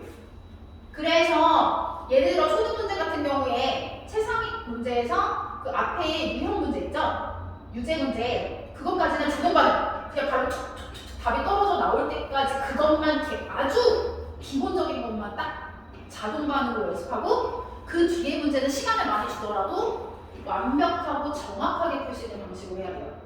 자, 그럼 어떤 효과가 있냐면 자, 수학 시험 문제는요 이렇게 생각하시면 돼요. 5점짜리는요 풀이 과정이 20줄이고요 4점짜리는 10줄이고요 3점짜리가 5줄이라고 생각하시면 돼요.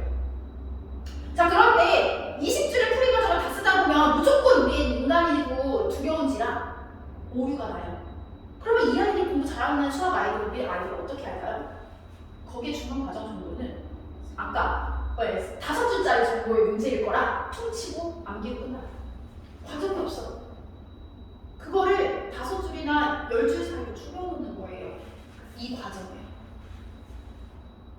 그러기에 사고력 수학, 길고 긴 수학에다가 집중할 문제가 아니고 돌아와서 우리가 기초적인 문제를 너무너무 많이 풀어가지고 자동 반응으로 근형답이 암기해서 나올 정도로 풀려야 돼요. 그걸 초등학교 때부터? 아니, 초등학교 거는 빨리 끝나야 돼요.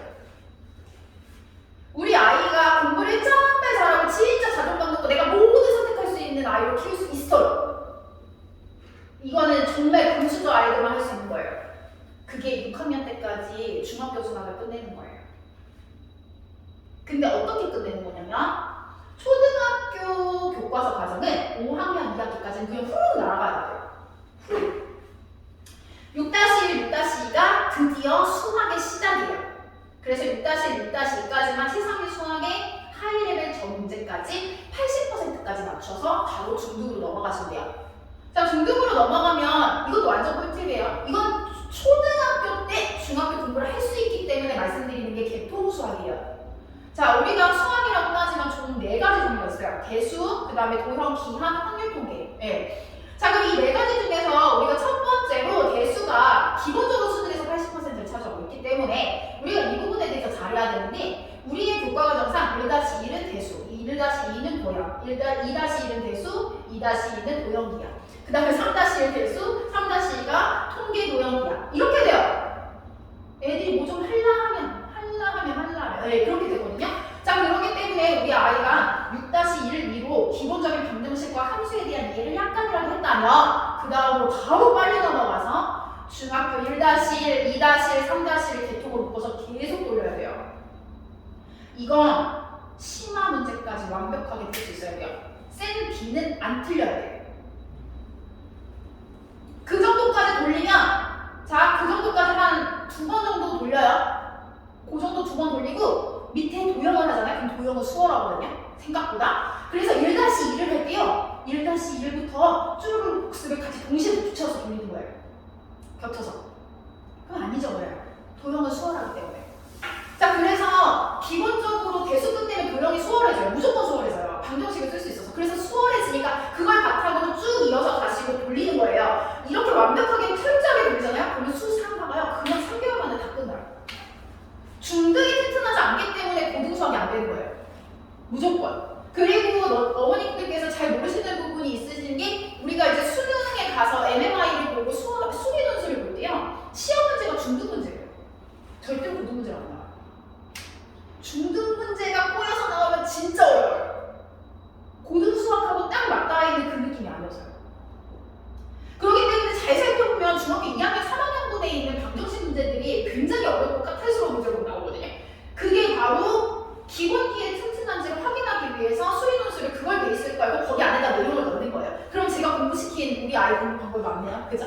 초등학교 5학년인데 1, 2, 3, 4학년 거 한번 다시 보게 하는 방식인 거가 바로 기초적인 학습에 기반을 두고 얼만큼 확장할 수 있는지를 보려고 하는 거예요. 내가 너네가 고등학교 금방 졸업했는데 고등학교 문제 주고서는 너네 잘 보라고 하지 않을게. 중등 많이 썼잖아? 중등 가지고 너가 얼마만큼 논술적으로 수리적으로 풀 수 있는지 이야기를 마음껏 펼쳐봐. 인 거예요. 그러면 수학도 되게 쉽죠? 네, 그렇게 가시면 돼요. 중등 수학을 위해서 올인하셔야 돼요. 더 이상 사고력 문제로 실험하면 안 돼요. 사고력은요, 한글을 배우는 과정이에요. 그런데 수학은요, 한글을 제끼고요, 안에 있는 수학 가지고 빠르게 수식화를 시키는 게 수학의 가장 기본이에요. 영어도 마찬가지인 거 아세요? 영어는 저 아이들한테 내가 쓰레기라고 표현한 게 있어요. 형용사, 전치사, 접속사, 부사 뭐 이런 거 있죠? 그걸 쫙쫙쫙 다 지우라고요. 그러면 남는 거는 한 3-4줄밖에 안 돼요. 그걸로 다 맞추는 거예요. 그러기에 문장 구성 요소들을 이해하고 이래야 되는 건데 모두 줄이기 작업을 하는 거예요. 공부의 기본 패턴은 줄이기 작업. 그리고 말씀드렸듯이 쉬운 문제와 어려운 문제에 대한 노력을 똑같이 진행해야 된다는 거예요. 보세요. 저희 아이가 공부 되게 잘해요. 그래가지고 어려운 문제부터 먼저 푼 거예요. 그래서 시간이 없어서 60점을 맞은 애랑 쉬운 거밖에 못 풀어가지고 쉬운 것만 겁내 풀었던 60점을 똑같아. 근데 더 웃긴 거 뭔지 아세요? 지금 정성평가잖아요. 그 아이가 어려운 문제 하나 더 맞췄잖아요. 쉬운 거 더 맞추고 걔가 서울대 가요. 정상평가 기준에서는 모든 아이들이 1등급 맞았던 걸 계속 유지하는 게 아니고 어떻게 보면 3등급에서 2등급 올라가고 2등급에서 6등급 올라가는 애를 보거든요.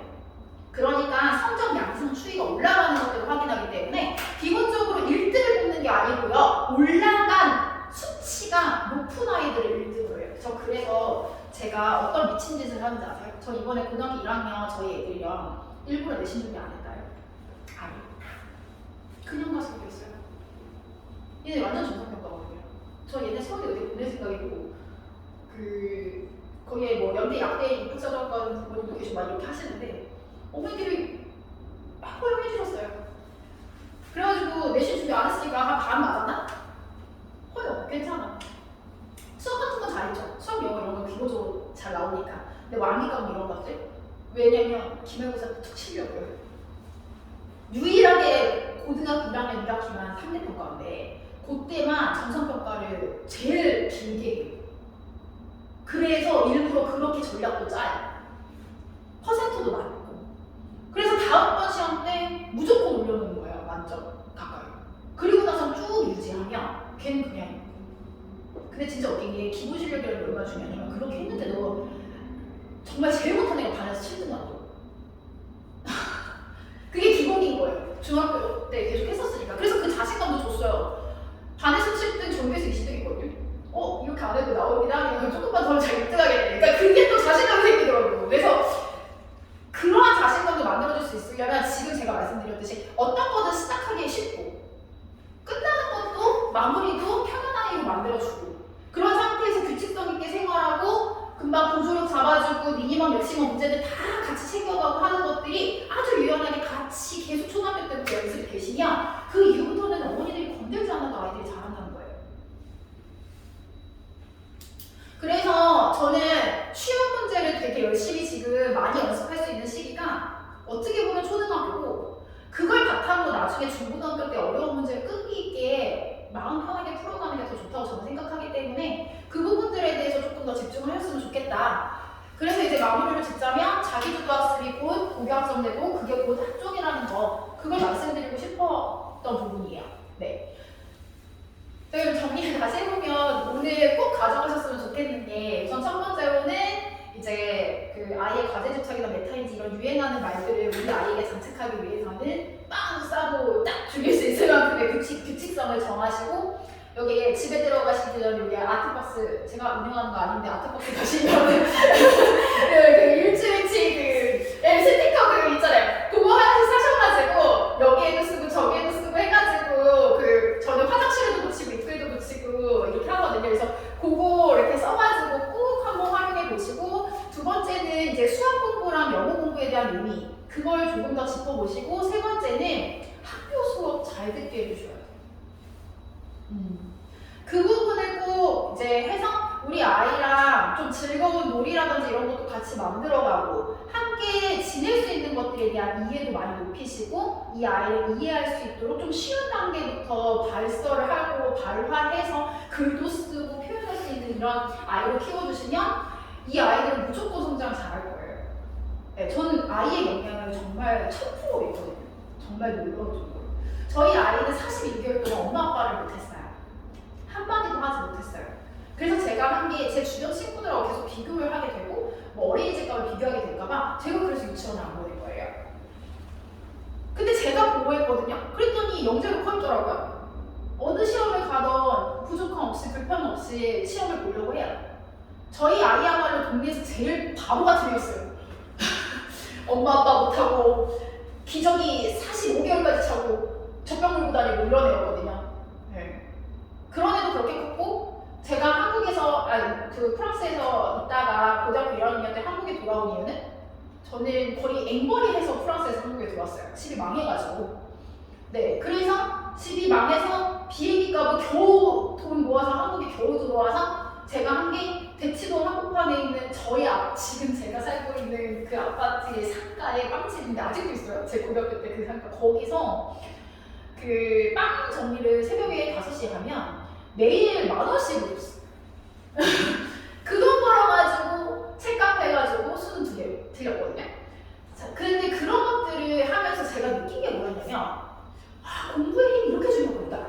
내가 노력을 할 수 있고 내가 공부를 해서 커가는 게 돈이며 명예며 부모가 받쳐주는 어떠한 것도 다 넘어설 수 있다는 걸 배웠고, 그렇기 때문에 저는 되게 행복하게 잘 살고 있고, 저는 그 공부만을 가지고 정말 몸으로 뛰는 일 하나도 안 하고 아이들도 성장시키고, 또 제가 저 같은 사람들을 돕고 있어요. 공부를 할 수 있게 대학 가기.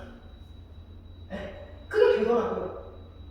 근데 저는 그러한 삶이 너무 만족이 높아서 제가 고집 있게 갈 수도 있는 것 같아요. 제 자존감이 높아요. 그래서 저는 제 그거에 대한 성취를 되게 높기 때문에. 그래서 저희 아이들한테도 그걸 꼭 느끼게 해주고 싶었어요. 그 교육 목표이기 때문에 저의 진심을 담아서 오늘 이걸 저랑 만나셨으니까 우리 아이들이 오늘 내일은 또 더 나아지고 꼭 우리 부모가 돈 10,000원 더 물려주고 집 물려주고 이거 하나도 안 중요해요.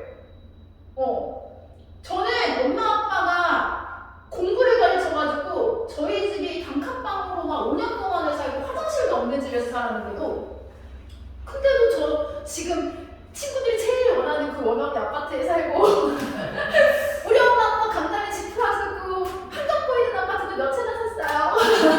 네, 그리고 학교 설립할 수 있게 땅도 샀고 집도 샀고 건물도 다 샀고요. 돈 엄청 많이 모았어요. 저 그래서 지금은 다 기부해요. 왜냐하면 저는 제가 너무 과분한 인생의 대가를 받아서요, 더 이상 인생에 대가가 없을 거라고 생각하거든요.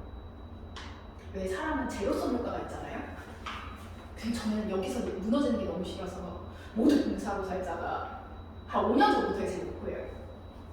제가 이 말씀을 왜 드리냐면, 제 오늘 말씀드린 거를 꼭 우리 아이한테 실천해서 우리 아이가 엄마 아빠가 너무 나를 잘 키워줬어 하는 그런 아이로 키워줬으면 좋겠어가지고, 저는 우리 애가 저한테 엄마 아빠라서 너무 좋아 행복해 그래요.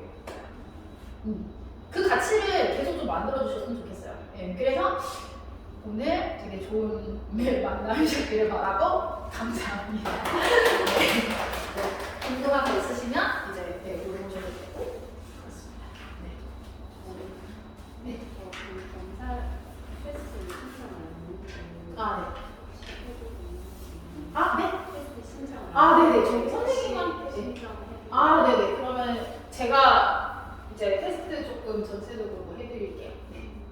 하게 되면 어떤 것 우선 기본적으로 뭐 과목에 맞춰서는 지금 영어 영어 시험 보셔가지고 영어 테스트 하시면 대략 아이가 어느 정도 구조력이 있고 뭐 이런 건 좀 다 나오고요.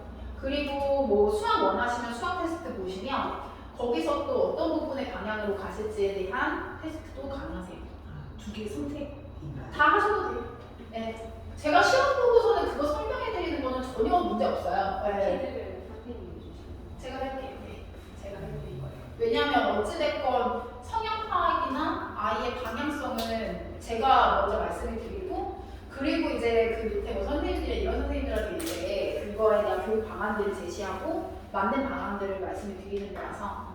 그럼 테스트는 어떤 유형인 줄 알고 오면 돼요? 네. 객관식 영어는 기본적으로 학원에서 만든 시험을 절대 보지 않아요. 저희는 모두 NWEA 웹 테스트를 보고요. 네, 공식, 그러니까 그냥 NWEA 공식 시험 봐요. 그거는 미국이나 한국이나 국제학교, 한국의 국제학교, 그 다음에 그 미국의 모든 아이들이 다 평가를 보는 기준이에요. 뉴욕 웹 테스트예요. 뉴욕이 가장 기본이어서.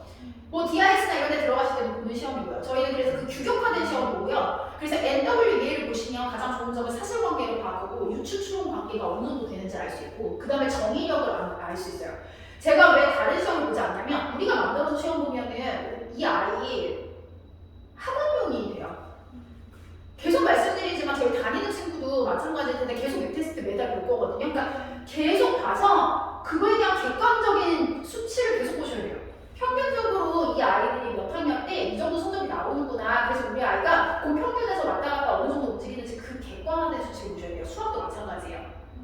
수학도 이제 수학은 사실 객관화된 수치로 바꾸기가 조금 힘든 상태라 어떻게 하냐면 저희가 말씀드렸듯이 대치동 학원들은 사실은 경쟁은 아니에요. 서로 공유해요. 그렇기 때문에 대치랑 혼초에 있는 학원군에 있는 아이들이 본 평균적인 시험지가 있는데 저희가 그 문제뱅크를 같이 사서 돌리거든요. 한 매달 이제 한 500만 원 정도 가까이 되는 금액인데 저희는 그 문제집을 써요. 그 문제집으로. 근데 거기 안에서 걔네들이 모의고사로 매달 보는 게 있어요. 그 시험의 평균 성적을 보여드려요. 그리고 그 평균 성적 하에서 이 아이가 얼마큼 맞춰가는지를 알려드려요. 그래서 저희 학원 자체 시험이 아니고 전체적으로 기본적으로는 한 500명 이상이 한 학년군에 본 시험의 평균 기반으로 가는 거예요. 그래서 그냥 제일 객관적이실 거예요. 이 부분이. 그럼 학년이 다르면 받아보는 시험지도 다르고 네. 수업도요? 네. 그리고 수학 같은 경우는 지금 선행 진도에 맞춰서. 선행진도? 네. 그거 자기 현행이면 선행진도 안 했어요. 사고력만 했어요. 그러면 현행 것도 더 봐요. 그리고 그게 저희가 어떤 식으로 돌리냐면 그렇게 풀다가 어느 정도까지 막힘이 사고력 때문에 생겨가지고 문제가 안 풀린다든지 아니면 더 많이 풀리잖아요. 문제를 중간중간 계속 배치해서 바꿔요. 네. 그렇게 해서 맵 테스트도 마찬가지거든요. 맵 테스트도 풀면 학년이 바뀌어요. 네. 그러니까 그 구조기 때문에 저희가 아이들이 컴퓨터가 아직 익숙치 않아서 저희가 그거를 중간중간 그 풀이 과정에 10분마다 한 번씩 체크를 하면서 중간에 문제를 바꾸면서 그 웹 테스트 기반으로 똑같이 컴퓨터 기반 시험처럼 봐요. 그래서 전체적으로 아이가 평균 기반이 몇 점 정도 나오시는지 그 나이대로는 분명히 아실 수 있어요. 완전 객관화된 지표예요. 객관적으로 무조건 책정하셔야 돼요. 안 그러면 나중에 대부분 학원들이 초등학교에서 중학교 1학년 때 뚝 끊기거나 아니면 고등과정만 딱 하잖아요. 그 중간과정 없는 이유가 그거 때문이에요. 네, 객관적이지 않으니까. 네, 그래서 우선은 그렇게 보게 되면 기본적으로 사실은 연대성 같은 것도 다 보이겠네요. 네, 아이의 추이를 볼 수 있어요. 근데 연대성이라는 것을 보는 이유는 단 한 가지예요. 이 아이의 학업 능력을 얼만큼 빠른 속도로 갈지 말지에 대한 차이예요. 연대성 없어도 무조건 공부 잘할 수 있거든요. 근데 속도가 느린 친구한테 빠르게 넣잖아요. 그럼 얘 토해요.